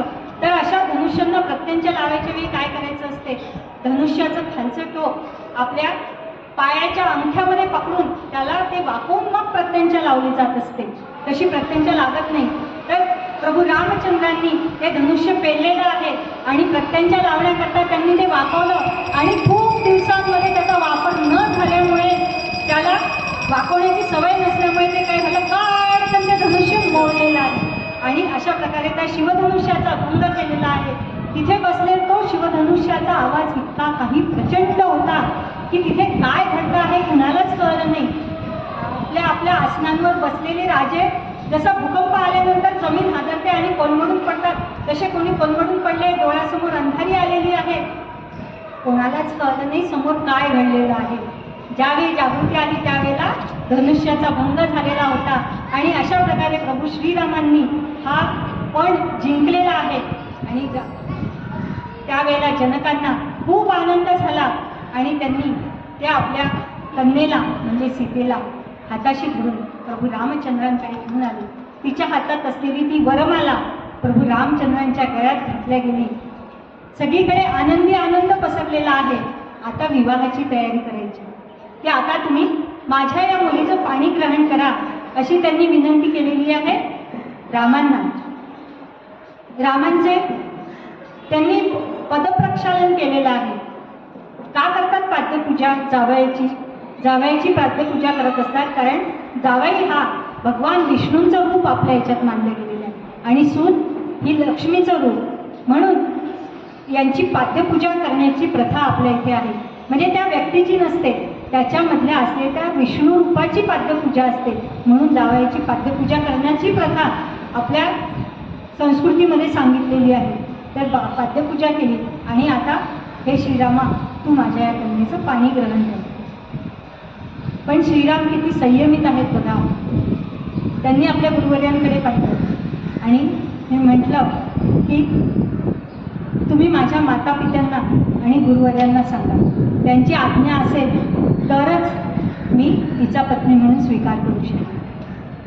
आणि त्याप्रमाणे मग विश्वामित्रांनी राजा जनकांना सांगितलं की तुम्ही अयोध्येमध्ये दूत पाठवा, पत्रिका घेऊन लग्न पत्रिका घ्या आणि अयोध्येमध्ये दूत पाठवा, तिथून सगळ्यांना घेऊन या, मग आपण हा विवाह समारंभ साजरा करू. त्या प्रकारे राजा जनकांनी केला आहे. सगळी मिथिला नगरी अत्यंत आनंदित झालेली आहे. कारण ज्या वेळेला प्रभू रामचंद्रांना आणि लक्ष्मणाला पाठलेलं होतं तेव्हा सीतेच्या आणि जनकाच्याच मनात असं नव्हतं, तर प्रत्येक मिथिला वासियाची हीच इच्छा होती की हाच आपला जावई व्हावा. सीता म्हणजे ही केवळ जनकाची कन्या आहे असं कोणालाच वाटत नव्हतं. या कन्या आपल्याच आहेत ही भावना प्रत्येकाची होती. म्हणून त्यांना की आपल्या कन्येचा आता विवाह होणार त्याचा आनंद प्रत्येकाला सारखाच होता. आणि प्रभू रामचंद्रांच्या अयोध्येला दूत पाठवण्यात आला. ही मंगलवार्ता अयोध्येत ज्यावेळी कळली त्यावेळी अतिशय आनंद झालेला आहे सगळ्यांना. पहा, वशिष्ठ महामुनींनी काल प्रभू रामचंद्रांना पाठवण्याची परवानगी मिळावी म्हणून काय सांगितलं होतं सगळ्या मातांना, की विश्वामित्र मुनींसोबत पाठवलं तर यांचे विवाह होतील. त्यांचा शब्द खोटा व्हायचा नव्हता. खरोखरी यांचे विवाह ठरलेले आहेत. आणि विश्वामित्रांनी जनकांना म्हटलं की हे राजन, अयोध्येचे हे 4 राजपुत्र आहेत आणि तुमच्या घरात 4 राजकन्या आहेत. तर तुम्ही या 4ही राजकन्या या 4ही पुत्रांना अर्पण कराल. त्याप्रमाणे उर्मिला ही लक्ष्मणाला, मांडवी भरताला आणि श्रुतकीर्तीचा विवाह ठरलेला आहे शत्रुघ्नाशी. आणि राजा दशरथांना ही बातमी ज्या वेळेस कळली त्यावेळेस सगळ्या अयोध्या जनांचा पण उत्साहाला उधाण आलेला आहे. तिन्ही माता तर अतिशय आनंदित होऊन गेल्या आहेत. सुनांचं सूनमुख बघायला अतिशय आतुर झालेले आहेत. आणि त्या तिथून सगळं वराड निघालेलं आहे मजल दरमजल करत. कारण एवढं मोठं वराड घेऊन यायचं अयोध्येपासून मिथिला नगरीपर्यंत. म्हणजे आता मिथिला कुठे येते? जनकपुरी, नेपाळमध्ये. तितकं अंतर म्हणजे मग सगळा हा लवाजमा घेऊन जायचा मजल दरमजल करत निघालेले आहे. आणि या प्रवासाच्या दरम्यान राजा दशरथांना सगळ्या रामांच्या लीला त्या कळत आहेत की त्यांनी कसा त्राटिकेचा वध केलेला आहे, यज्ञाचं रक्षण कसं केलेलं आहे, मारीचाला कसं दूरपर्यंत फेकून दिलेलं आहे, सुबाहू बलाढ्य अशा सुबाहूचा वध कसा श्रीरामांनी केला आहे, कसा आमचा पुत्र तुमचा पराक्रमी आहे, सगळ्या सज्जनांचं रक्षण केलेलं आहे, अहिल्यासारख्या पत्नीतेचा सुद्धा त्यांनी उद्धार केलेला आहे. तर असा हा राम याचं प्रत्येक गुणवर्णन दशरथाच्या कानावर पडत आहे आणि दशरथांना आणखीन आनंद होत आहे. पहिलेच त्यांचं प्रभू रामचंद्रांवर जास्त प्रेम, चारही पुत्रांवर सगळ्यात प्रेम आहेच, परंतु प्रभू रामचंद्रांवर दशरथांचं विशेष प्रेम आहे. आणि या एक एक गोष्टी त्यांना समजत आहेत. त्यामुळे रामाबद्दलचा अभिमान आणि प्रेम भावना त्यांच्या मनात सतत वाढतीच आहे. तर असे येऊन पोचले आणि विवाह झाला आहे प्रभू रामचंद्रांचा. हा विवाह समारंभ पूर्ण महिनाभर चाललेला आहे. मग यामध्ये नृत्य आहे, संगीत आहे, सगळे एक दिवस एक होत आहे, पाहुणचार होऊन जायला, सगळे अयोध्याजनांचा आदर सत्कार सगळे मिथिलावासी अतिशय आनंदाने करत आहे. आजच्या सारखं नाही. आता आपली विवाहाची पद्धती कशी झाली आहे की सकाळी धामधूम, दुपारी धामधूम आणि संध्याकाळी सामसूम, एका दिवसाचे विवाह. त्यात सुद्धा कोणी म्हणते की बा मी फक्त 2च तासापुरता अक्षर टाकण्यापुरताच येऊ शकतो, बाकी वेळ मी काही येऊ शकत नाही. परंतु हा विवाह पूर्ण महिनाभर हा विवाह चाललेला आहे. सगळे आनंदित आहे. इतके दिवस वराड राहिलं तरी त्यांनी जावं असं मिथिलेतल्या कुणालाही वाटत नाही की त्यांनी अजूनही इथेच राहावं, आम्ही त्यांची सेवा करायला तत्पर आहोत. परंतु नंतर राजा दशरथांनी राजा जनकांची मात्र आता आज्ञा मागितली की आता आम्हाला अयोध्येकडे प्रयाण करण्याची आज्ञा द्या, आम्ही हे वराड घेऊन जाणार आहे. आणि त्यापूर्वी जेव्हा लग्नाचा विधी पार पडला त्यावेळेला विश्वामित्र मुनी राजा दशरथांना जाऊन भेटले आणि त्यांनी सांगितलं, राजन, हे तुझे पुत्र मी तुझ्याकडनं जबरदस्ती मागायला मी आलो होतो आणि मी आग्रहाने तुझ्याकडून तुझे पुत्र घेऊन आलेलो होतो. आज हे तुझे पुत्र तुझ्या मी स्वाधीन करत आहे. पहा, ज्या वेळेला विश्वामित्र या मुलांना अयोध्येतून घेऊन आले त्यावेळेचे राम लक्ष्मण आणि आज मिथिलेत पुन्हा दशरथाला सोपवत असतानाचे राम लक्ष्मण यांच्यामध्ये किती रूपांतरण विश्वामित्रांनी घडवून आणलेलं आहे. सगळी राष्ट्र आपल्या राष्ट्राबद्दलची अस्मिता त्याच्या मनात जागृत केलेली आहे. आणि प्रभू रामचंद्रांना सांगितलं आहे की रामा, तुझं कार्य इथेच संपत नाही. मी जे तुला सांगितलेलं आहे ते करण्याकरता आणि या सगळ्या राक्षसांचा निपात करण्याकरता तू कधीतरी दक्षिणेपर्यंत जा आणि या सगळ्या राक्षसांचा तू निपात कर, अशी आज्ञा विश्वामित्रांनी दिलेली आहे. त्याबरोबर त्यांच्याकडे असलेली भगवान शंकरांनी दिलेली आणि इतर देवी देवतांची उपासना, कडतर उपासना करून प्राप्त केलेली सगळी 54 अस्त्र विश्वामित्रांनी प्रभू रामचंद्रांना बहाल केलेली आहे. असे हे विश्वामित्र निघालेले आहेत. बघा, मग त्यावेळेला प्रभू रामचंद्रांनी विचारलं की गुरुवर, आपण निघाला पण आता पुन्हा आपली भेट कधी? विश्वामित्र त्यावेळेला सांगतात, आता पुन्हा भेट कधीच नाही. मग आपली गुरुदक्षिणा काय देऊ? विश्वामित्रांनी सांगितलं, या तुझ्या या भौतिक गुरुदक्षिणेची मला काही आवश्यकता नाही रामा. आम्ही ऋषीमुनी लोक, आम्हाला याचं काय करायचं? गुरुदक्षिणा म्हणून एकच कर की मी जे तुला आतापर्यंतचं ज्ञान दिलेलं आहे, जी शक्ती दिलेली आहे, तिचा सदुपयोग कर आणि ही सगळी या सगळ्या सज्जनांचं, ऋषीमुनींचं, गोब्राह्मणांचं सगळ्यांचं हित तुझ्या हातात आहे, त्यांचं तू रक्षण कर. हीच माझी गुरुदक्षिणा आहे. आणि असं म्हणून विश्वामित्र मुनी हिमालयात निघून गेले, कारण त्यांचं कार्य संपलेलं आहे. नंतर ते पुन्हा कधीच आले नाही. रामाच्या राज्याभिषेकाला येऊनही गुरु म्हणून मिरवले नाही की कधीच पुन्हा आलेली नाही. हीच आपली संस्कृती आहे. कशी आहे? आत्मविलोकिनी. समर्थांनी सुद्धा शिवाजी महाराजांचे कार्य सहकार्य केले आहे. ठिकठिकाणी समर्थांच्या मठ जे स्थापन केलेले होते पूर्ण देशभरात, तिथून सगळीकडून शिवाजी महाराजांच्या गनिमी व काव्याकरता किंवा कोणत्याही युद्ध तुमचं एक रचल्या जायची युद्धाची नीती, त्याचकरता त्यांनी सतत मदत केलेली आहे. गनिमांची तुम्हाला माहिती कळवली आहे की कोणता गनिम कुठपर्यंत येऊन पोचला आहे. राजा सावध राहा आणि जनजागृती शिवाजी महाराजांच्या पाठीशी राहावं. हे आपलं हिंदवी राष्ट्र निर्माण झालं पाहिजे, हे राष्ट्र आपलं आहे हे करण्याकरता समर्थांनी तुकाराम महाराजांनी सगळं जनमत जागृत केलेलं आहे. परंतु ज्या वेळेला शिवाजी महाराजांचा राज्याभिषेक झाला त्यावेळेला मात्र हे कुठेच आम्ही शिवाजी महाराजांचे गुरु आहोत म्हणून उच्चस्थानी बसायचं असं मिळवलेलं नाही त्यांनी, कारण आपली संस्कृतीच तशी आहे.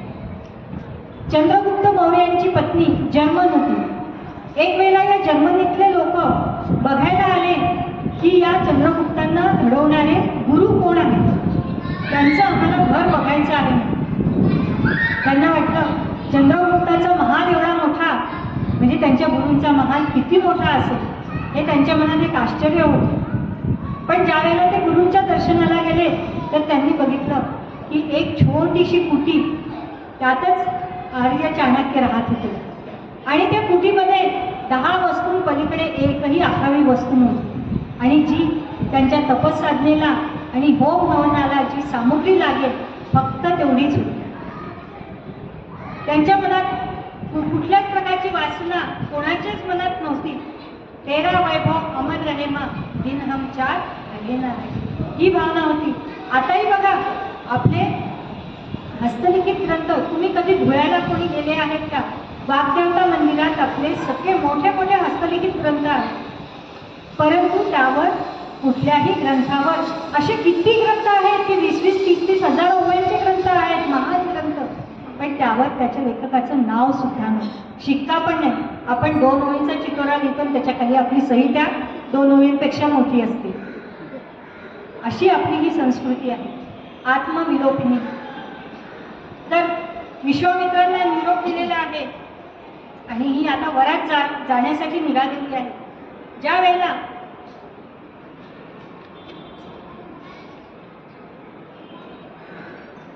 वरात निघणार हे कळलं त्यावेळेला मात्र राजा जनकांच्या डोळ्यात अश्रू उभे राहिलेले.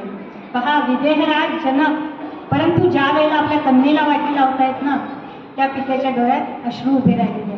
कारण खरं सांगायचं झालं ना तर कन्या ही वडिलांची जास्त लाडकी असते आईपेक्षा, आणि कन्येला वाटी लावणं हे आईपेक्षा वडिलांना जास्त जड जात असतं.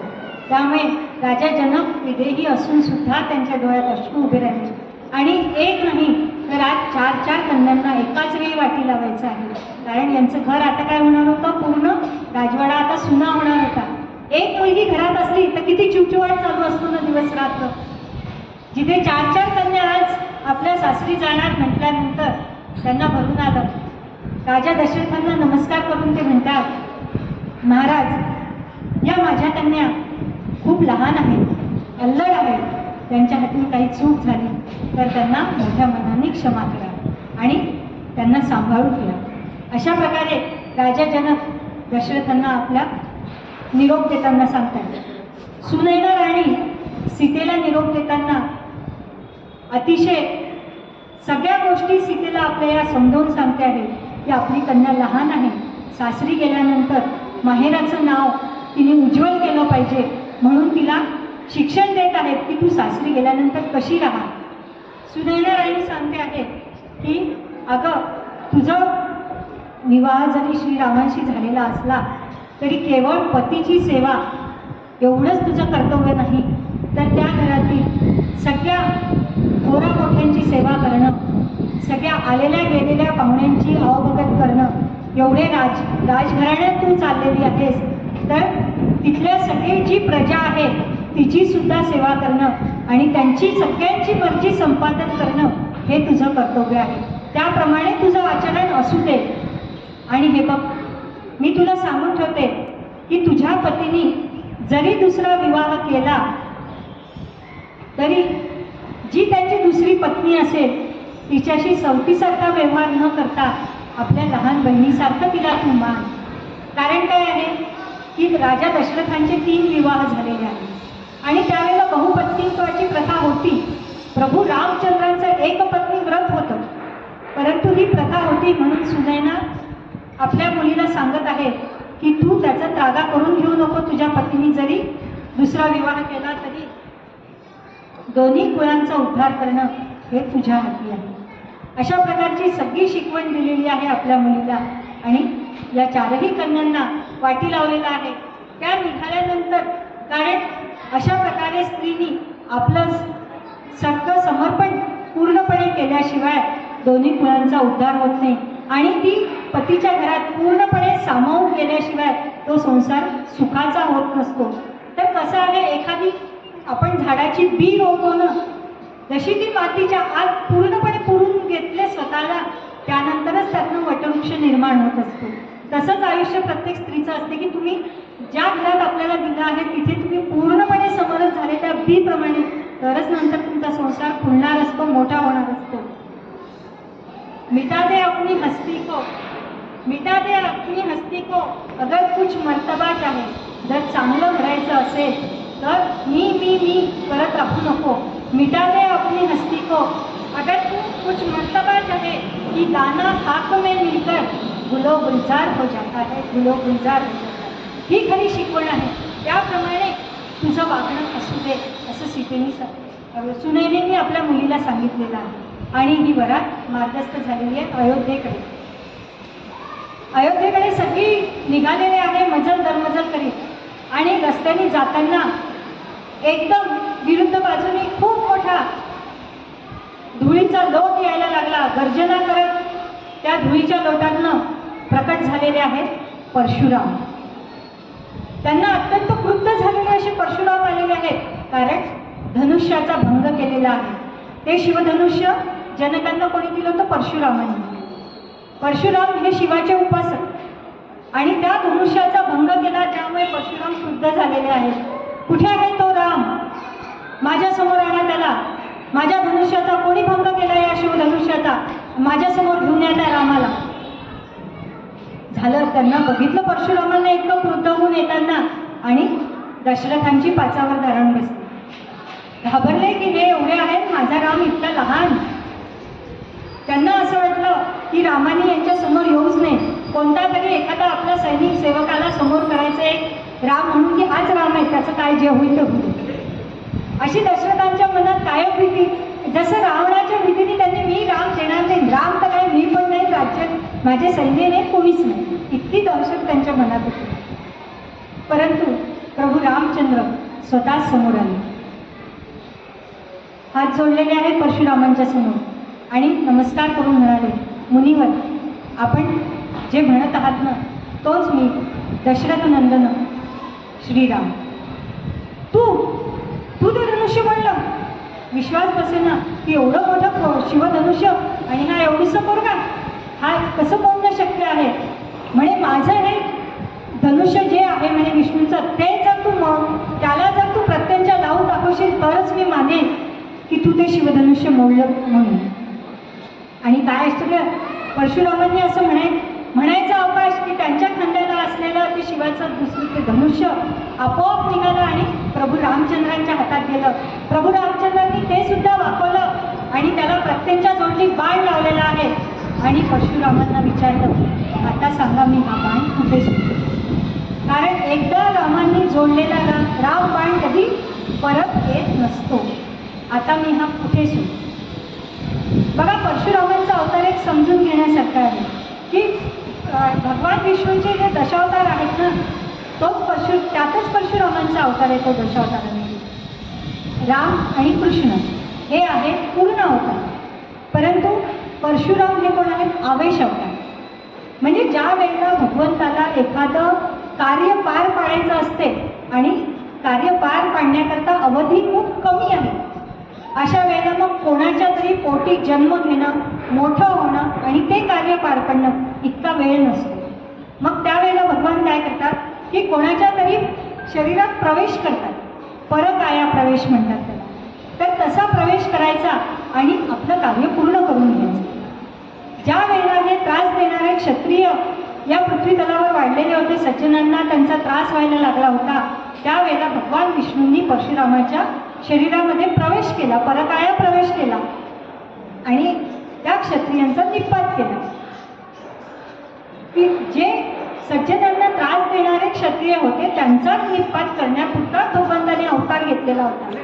परंतु झालं काय की भगवंतांनी जरी अवतार कार्य संपवलं तरी परशुरामांना ती युद्ध करायची आणि क्षत्रियांचा निपात करायची एक सवयच लागून गेली. त्यामुळे त्यांनी आपल्याला माहिती आहे की 21 वेळा ही पूर्ण पृथ्वी निक्षत्रिय करून सोडलेली आहे. त्यामुळे झालं काय की क्षत्रिय पृथ्वीवरचे कमी झाल्यामुळे राक्षसांचं आपसुकच फावलं आणि त्यांचं साम्राज्य वाढायला लागलेलं होतं. मग आता ही प्रत्यंच्यात आणलेली आहे, बाण लागलेला आहे आणि प्रभू रामचंद्रांनी विचारलं की मुनिवर आता सांगा की हा बाण कुठे सोडू, तुम्ही म्हटलं ना बाण लावून दाखव. त्यावेळेला परशुरामांचा सगळा आवेश गळून पडलेला आहे, अतिशय शांत झाले ते आणि पश्चाताप झालेला आहे त्यांना आपल्या सगळ्याचा. आणि मग म्हणतात की रामा हा बाण तू माझ्यावरच सोड. पण प्रभू रामचंद्र म्हणतात नाही, मी हा सोडू शकणार नाही. आपण भगवान शिवाचे शिष्य आणि माझे गुरुवर विश्वामित्र मुनी हे सुद्धा भगवान शिवाचीच उपासना करणारे, त्यांचेच उपासक, म्हणजे तुम्ही माझ्या गुरूंचे गुरुबंधू, म्हणजे मला गुरु समानच आहात. त्यामुळे गुरूंवर बाण मी कधीही सोडू शकणार नाही. पण मी फक्त एक गोष्ट करेन की हा बाण असा सोडतो की तुम्ही आतापर्यंत जे तप केलेलं आहे ना ते त्यामुळे सगळं नष्ट होईल. आणि प्रभू रामचंद्रांनी तो बाण सोडलेला आहे आणि परशुरामांना सांगितलं की आता तुम्ही महेंद्र पर्वतावर जा आणि पुन्हा तपश्चर्येला सुरुवात करा. अशा प्रकारे हे आलेलं परशुरामांचं संकट अशा प्रकारे पार पडलेलं आहे आणि ही सगळी प्रजा आता सगळे वराड निघालेलं आहे अयोध्येच्या दिशेने. पूर्ण अयोध्या नगरी आपल्या या राजा आणि राणीचं, होणाऱ्या राणीचं स्वागत करायला, नववधूंचं, 4 वधूंचं स्वागत करायला सगळे अयोध्या सज्ज झालेली आहे. नटून थटून सगळेजण दारावर येऊन उभे आहेत, वेशीपर्यंत आलेले आहेत. गुढ्या, तोरणं, पताका, रांगोळ्या, सडा रांगोळी सगळं केलेली आहेत. दिवाळीसारखे दिवे लावलेले आहेत. सगळी अयोध्या सजलेली आहे, हिऱ्या माणक्यांनी झगमगत आहेत. अयोध्येचं सगळं अयोध्येचं मध्ये स्वागत झालं. यांचा संसार सुखाने सुरू झालेला आहे. 4ही राजपुत्रांचा त्यांचं आपलं नित्यनियमाचं सगळं कार्य सुरू झालेलं आहे. प्रभू रामचंद्र पुन्हा आपले राज्यामध्ये फिरून सगळ्यांचं काय कमी जास्त वगैरे सगळं बघत आहे. आणि इकडे राजा दशरथांच्या मनात आलेलं आहे. असे सांगितलं जाते की एक दिवस राजा दशरथांनी आरशात बघितलं आणि त्यांना दिसलं, लक्षात आलं की आपल्या कानाजवळचे केस आता पिकलेले आहेत. आणि हे लक्षात आलं त्यावेळेला मग कळलं कानाजवळचे केस पिकणं म्हणजे काय की आता हे सगळं आपलं आता कार्य संपलं, म्हणजे रिटायरमेंटची वेळ आलेली आहे. हे आता सगळं आपण मुलांच्या स्वाधीन केलं पाहिजे आणि आपण वानप्रस्थाश्रम स्वीकारण्याची वेळ आता येऊन पोचलेली आहे. आता आपल्या या अत्यंत प्रिय अशा पुत्राला रामाला हे सगळं कार्य आपण सोपवून द्यायचं आणि आपण आपली तपश्चर्या करण्यात लागायचं असं दशरथांनी मनोमत ठरवलेलं आहे. आणि इकडे विवाह झाल्याच्या नंतर काही दिवसानंतर भरत आणि शत्रुघ्न यांना त्यांचे मामा युधाजित हे केकय देशाला घेऊन गेलेले आहेत. कारण प्रभू रामचंद्रांचं सगळं शिक्षण विश्वामित्रांसोबत केल्यानंतर राम आणि लक्ष्मणांचं शिक्षण झालेलं आहे. अश्वपती जे आहेत ना, म्हणजे कैकेयीचे पिता, अत्यंत धुरंधर राजकारणी, अतिशय बुद्धिमान, सामर्थ्यवान असे आहेत, अत्यंत विद्वान आहेत. मग त्यांच्या हाताखाली ही मुलं तयार होतील यासाठी भरताला घेऊन गेला. आणि जसे रामांसोबत लक्ष्मण तसं भरतासोबत शत्रुघ्न, तर ते दोन्ही राजपुत्र गेलेले आहेत केकय देशाला. आपल्या मनात आलेला हा दशरथांनी जो विचार आला की आता रामाच्या स्वाधीन करायचं आणि आपण मोकळं व्हायचं, तर यांनी दरबार भरलेला असताना मंत्रिमंडळासमोर हा विचार मांडलेला आहे. पहा, राजेशाही होती तरी सगळा राज्यकारभार हा लोकशाही पद्धतीनेच चालत होता. राजा आपल्या मनात येईल तसं बिलकुल वागत नव्हता. सगळ्या मंत्रिगणांची परवानगी घेतल्यानंतर त्यांनी हो म्हटलं, जो सल्ला दिला त्या सल्ल्यानुसारच राज्यकारभार चालत होता. सगळ्यांना सांगितलं की आता माझ्या मनात असा एक विचार आहे. मंत्रिमंडळाची बैठक बोलावून सांगितलं दशरथ महाराजांनी की आता श्रीरामाच्या हाती सगळा राज्यकारभार सोपवून आपण यातून मुक्त व्हावं असं मी ठरवलेलं आहे. हे वाक्य जेव्हा त्या सगळ्या मंत्रिमंडळातील त्या सगळ्या संसदेने ऐकलं त्यावेळेला सगळ्यांनी प्रचंड कडकडाट केलेला आहे टाळ्यांचा की आता राम राजा होणार. त्यावेळेला दशरथ राजा म्हणाले, अरे मला एवढे कंटाळ आलेले होते का, तुम्ही कधी सांगितलं नाही. पण त्यातले मंत्री उठून उभे राहिले, नाही म्हणे महाराज, असं नाही, तुम्ही आमचा सांभाळ आणि या प्रजेचा सांभाळ अत्यंत योग्य पद्धतीने आणि चांगल्या प्रकाराने केलेला आहे, त्याबद्दल आमची काहीच तक्रार नाही. परंतु राम इतका गुणवान आहे की त्याच्या हाती ही सत्ता आल्यानंतर आपल्या राज्याचा आणखीनच उत्कर्ष होईल. प्रत्येक जण हे ऐकल्यानंतर की प्रभू राम, हा राम किती गुणवान आहे, ही संधी मिळाली होती त्यांना की याचे गुण आम्ही किती किती सांगू, किती वर्णन करू की हा कसा आहे. इतका सद्गुणी श्रीराम होता की हा राजा बनण्यासाठी का लायकीचा आहे. प्रत्येक जण सांगायला लागलं, सचनित्यं प्रशांतात्मा मृदुपूर्वंच भाषते. हा राम कसा आहे, गोड बोलतो, अतिशय गोड बोलणारा आहे. हा कधीच कोणाला टोचून बोलत नाही, उलटून बोलत नाही, तर याचं वागणं अतिशय मधुर आहे. माऊलींनी कसं वर्णन करतात, माऊली काय सांगतात की शब्द पाठी पाझरे कृपा आधी, म्हणजे त्याच्या लोचनांमध्ये नयनांमध्ये तुमच्याबद्दलचं प्रेम पहिल्यांदा दिसतं आणि त्यानंतर त्याच्या तोंडून ते शब्द बाहेर पडतात. इतका प्रेमळ हा राम आहे. पूर्वभाषी प्रियं वदहा, म्हणजे पूर्वभाषी म्हणजे काय आहे की एकदा ओळख झाली ना, कोणाशी ओळख होण्याची देरी की राम त्यांच्याशी पुन्हा भेट झाली की स्वतःहून पहिले बोलणार. पूर्वभाषी, वाट बघणार नाही, तो बोलला तर मी बोलू असं नाही. मग काय करायचं, तो तर बोललाच नाही माझ्याशी, मी कशाला बोलू असं नाही. एकदा ओळख झाली आहे ना आपली, पूर्वभाषी, स्वतः जाऊन त्यांच्याशी बोलणार, त्यांचं विचारणार, सगळं विचारपूस करणार, असे प्रभू श्रीराम आहेत. आणि बोलणार तर गोड बोलणार. काही जणांना काय असतं, आपल्याला सवय असते की एखाद वेळेला जाऊ तर बोलू त्यांच्याशी पहिल्यांदा, काय बा खूपच भारी झाले तुम्ही आजकाल, तुमच्याकडे तर वेळच नाही, फार मोठे झाले ना आता तुम्ही, आम्हाला कशाला ओळखाल. म्हणजे पूर्वभाषी म्हणजे पहिले जाऊन बोललं तरी असं. पण नाही, प्रभू रामचंद्रांचं बोलणं कसं आहे, मधुर आहे.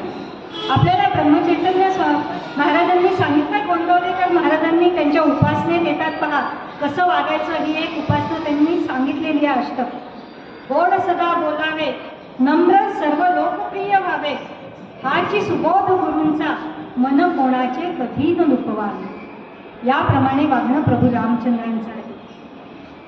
ते कोणी त्यांच्यावर छोटासा जरी उपकार केलेला असेल, छोटं जरी कार्य केलेलं असेल, तर त्याचा उपकार कधीच विसरत नाही. त्याचा गुणगौरव की यांनी माझ्यासाठी केलं, याने माझं केलं, याने माझं केलं, सगळ्या लोकांना 10-10 वेळेस सांगत राहणार. सगळ्यांचे उपकार सतत स्मरण करणारा, लहानातले लहान उपकार सुद्धा सहन कर सांगणारा आहे. दुसऱ्याचा छोटातला छोटा गुण सुद्धा सर्व लोकांसमोर आणणारा आहे की नाही, यांना गाणं छान म्हणता येते, यांना छान बोलता येते, यांच्या हातचा स्वयंपाक ना खूपच सुंदर. म्हणजे असा कोणाचाही गुण गौरव वाढवणं आणि त्याचा मोठेपणा, त्यांनी केलेली छोटीशी छोटी मदत सुद्धा त्या व्यक्तीचे सांगणारे आहेत. असे प्रभू श्रीराम आहेत. वाग्मी आहेत, म्हणजे उत्तम वक्तृत्व त्यांचं आहे. थोरा ब्राह्मणांबद्दल, थोर व्यक्तींबद्दल, वयाने मोठ्या असलेल्यांबद्दल, सगळ्यांबद्दल त्यांच्या मनात अतिशय आदर आहे आणि लहानांबद्दल अतिशय करुणा, प्रेम त्यांच्या मनात आहे. असे सगळे गुण सगळेजण सांगायला लागलेले आहेत की राम राजा होण्याला कसा आहे. म्हणून राजा दशरथा, आम्हाला आनंद झाला की तुम्ही हा निर्णय घेतलेला आहे रामावर राज्यकारभार सोपवण्याचा. राजा दशरथांनाही आनंद झाला की चला, आपल्याला सगळ्या मंत्रिमंडळाची संमती मिळालेली आहे.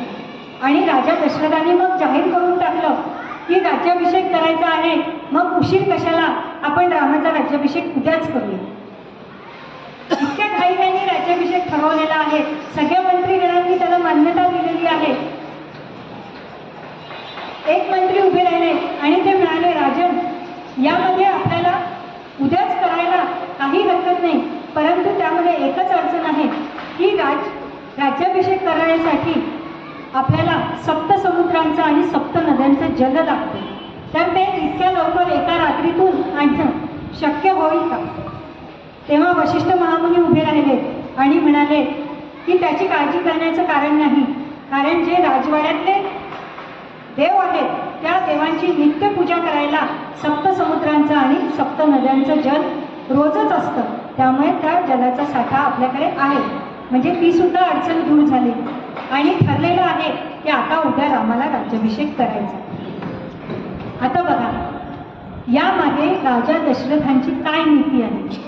जसं आपण आता कालच बघितलं होतं, राजा दशरथांचं व्यक्तिमत्व बघत असताना की यांनी शब्द दिलेला आहे आणि 2-3 वेळेस असं झालंय की त्यांनी शब्द फिरवले. आता आपल्याला माहिती आहे की यांनी कैकेयीशी विवाह करायच्या वेळेला राजा अश्वपतींना काय शब्द दिलेला होता की तुमच्या मुलीचा जो पुत्र होईल त्यालाच मी राजा म्हणून या गादीवर बसवेन. आणि आता प्रभू रामचंद्रांचा, आणि या वेळेला भरत आणि शत्रुघ्न कुठे आहेत? अयोध्येत हजर सुद्धा नाही. जर आपण हा राज्याभिषेक घाईघाईनी केला नाही तर सगळ्यांना निमंत्रण द्यावे लागतील. आता उद्याच राज्याभिषेक केला की आपण मानाचा आहे आणि मिठाई याही अश्वपतींकडे आपण पाठवून देऊ आणि ही बातमी सांगण्याकरता मानाचे वस्त्र मिठाई पाठवू की बा श्रीरामाला आम्ही अभिषेक केला आहे, त्याचे हे वस्त्र हा आहे तुम्हाला. त्यावेळेला अश्वपतींच्या लक्षात येईल की अरे आपला दिलेला शब्द यांनी फिरवला, म्हणून ते क्रोधित होतील. परंतु तिथे कोण आहे? भरत आहे. आणि राजा दशरथांना हे माहिती आहे की भरताचं प्रभू रामावर किती निस्सीम प्रेम आहे. त्यावेळेला भरत आपल्या आजोबांना समजवेल, शांत करेल की आजोबा तुम्ही असा राग मानू नका आणि माझ्यापेक्षा माझा दादाच गादीवर बसणं योग्य आहे, कारण आमच्या कुळाची रीतच अशी आहे की राजपद हे ज्येष्ठ मुलालाच मिळत असते. म्हणून आणि राजा रामाचं माझ्या इतकं निरतिशय प्रेम आहे, तर तो अशा प्रकारे गोड बोलून आपल्या आजोबांची समजून भरत तिथे काढू शकतो आणि पुढचा प्रसंग नक्कीच टळेल. म्हणून राजा दशरथांनी घाईघाईने हा निर्णय घेतलेला आहे की रामाचा राज्याभिषेक करायचा. ही बातमी मग रामाला सांगण्यासाठी दूत पाठवले. रामाला बोलावण्यात आलं आणि दरबारात राम आल्यानंतर रामाला सांगितलं की उद्या तुझा राज्याभिषेक करणार. रामाने सुद्धा आपल्या पित्याचं आणि गुरूंची आज्ञा शिरोधार्य मानली आणि राज्याभिषेकाला तयारी दाखवली. आणि प्रभू रामचंद्रांना मग उद्याच राज्याभिषेक होणार, म्हणून आज कुठले तुम्हाला कशा प्रकारे व्रतस्थ राहावं लागेल, उपवास करावा लागेल, भूमिशयन करावं लागेल, आणखी काय काय विधी करावे लागतील राज्याभिषेकापूर्वीचे, ते सगळे वशिष्ठांनी समजावून सांगितले. आणि राम निघालेले आहे कौशल्येकडे. राम गेले आणि थोड्याच वेळात राजा दशरथ सुद्धा आपल्या दालनात निघून गेले. परंतु राम कौशल्याच्या महालात पोहोचण्यापूर्वीच राजा दशरथांनी रामाला पुन्हा बोलावून घेतलाय सुमंताकडे. आता आपण म्हणतो की राजा दशरथांनी हा निर्णय घेतला, पण प्रभू रामचंद्र का तयार झाले? लगेच कसे काय तयार झाले? त्यांनी म्हटलं नाही का की माझा भरत नाही आहे म्हणून इथे, आणि इतक्या घाईघाईने राज्यकारभार का माझा हाती सोपवला?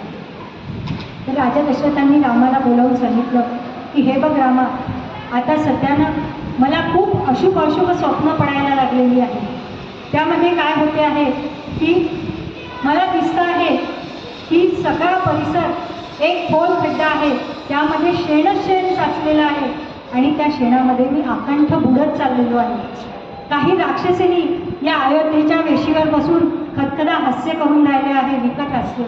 याचा अर्थ असाच होतो की एक तर या राज्यावर संकट आहे किंवा राजावर संकट आहे. एक तर राजाचा मृत्यू होईल किंवा राज्यावर कुठले तरी संकट. तर रामा, माझ्या मनात या अशुभ शंकेने घर केले माझं असं तुला म्हणणं आहे की तू राज्याभिषेक करून घे, या गोष्टीला नाही म्हणू नको. आपल्या पित्याची ही अशी विकल अवस्था पाहिली आणि प्रभू रामचंद्र सुद्धा या राज्याभिषेक करून घेण्याकरता सज्ज झालेले आहेत. ही बातमी कौशल्याच्या महालात दूतांतर्गे आधीच पोचली आणि वाऱ्यासारखी पूर्ण अयोध्या नगरीमध्ये पसरलेली आहे. अयोध्या जनांचा तर आनंद ओसंडून पाहून राहिला की आता आमचा राम उद्या राजा होणार आहे. त्यांच्या उत्साहाला इतकं उधाण आलं की लागलीच आता उद्याच करायचं ना. सगळे हात कामाला लागलेले आहे अयोध्येतले की रात्रीतून हे सगळं आपल्याला उभं करायचं आहे, उद्याचं कार्य पार पाडायचं आहे. सगळा आनंदी आनंद पूर्ण अयोध्येत पसरलेला आहे. आणि तिकडे कौशल्या माता सुद्धा जेव्हा हे कळलं त्याबरोबरच आपल्या सोहळं वगैरे नेसून भगवंताची पूजा करायला बसलेली आहे. की प्रथेनुसार रामाचा राज्याभिषेक पार पडेपर्यंत तिने सुद्धा व्रत घेतलेलं आहे भगवंताच्या पूजेचं आणि ती देवाच्या पूजेला बसलेली आहे.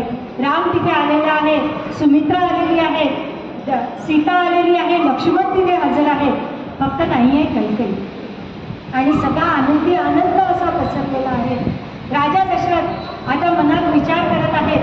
राजा दशरथांना तिन्ही राण्यांमध्ये प्रिय आहे कैकेयी. राजा दशरथाला गोड स्वप्न बघायला लागले की आता मी कैकेयीच्या महालात जाईल आणि कैकेयीलाही राम जास्त प्रिय आहे भरतापेक्षा. रामाचा जास्तीत जास्त निवास हा कौशल्याच्या महालापेक्षा कैकेयीच्या महालात असेल. कारण कैकेयीचं इतकं उत्कट प्रेम रामावर आहे की ती कौशल्याला नेहमी म्हणायची की राम माझा आणि भरत तुझा. एवढं उत्कट प्रेम कैकेयीचं रामावर आहे. आणि अशा या राणीला जर रामाचा राज्याभिषेक होतो आहे, तुझ्या या प्रिय पुत्राचा राज्याभिषेक होणार आहे, ही बातमी मी स्वतः सांगेन असं स्वप्न रंगत चाललेले आहे की मी त्यांना जाईल, त्यांची गंमत घेईल की आज मी तुम्हाला एक गोड बातमी सांगणार आहे, तुम्ही ती ओळखून दाखवा. तुम्ही ती ओळखली तर मी तुम्हाला बक्षीस देईन. पण मग ज्या वेळेला ती वेगळ्या वेगळ्या गोष्टी सांगेल आणि हे ती ओळखणार नाही की रामाला राज्याभिषेक होणार, ही गोष्ट ती ओळखू शकणार नाही. आणि ज्यावेळेस मी सांगेन की तुम्ही जे गळ्यात बांधताय ते काहीच नाही, मी सांगतो उद्या रामाला राज्याभिषेक होणार. आणि हे ऐकल्यानंतर कैकेयीच्या चेहऱ्यावरचा आनंद दशरथ राजांना बघायचा आहे की ती किती आनंदित होईल. म्हणजे सरप्राईज दिल्यानंतर आपण म्हणतो की सरप्राईज मिळाल्यावर तिच्या चेहऱ्यावरचा आनंद राजा दशरथांना बघायचा आहे. आणि असेच गोड स्वप्न बघत बघत राजा दशरथ कैकेयीच्या महालाकडे निघालेले आहे. परंतु राजा दशरथ गेल्यानंतर, कैकेयीच्या महालात गेल्यानंतर उद्या राज्याभिषेक होणार आहे. पण उद्या काय घडणार आहे हे आपण उद्याच्याच कथेत बघूया. आणि आज जशी अयोध्या नगरी आनंदाने धावून निघाली आहे की उद्या आमचा राम राजा होणार आहे, सगळीकडे आनंदोत्सव आहे, त्याच आनंदात आज आपणही रमूया उद्यापर्यंत. तोपर्यंत आपल्या सगळ्यांना जय श्रीराम, जय जय रघुवीर समर्थ.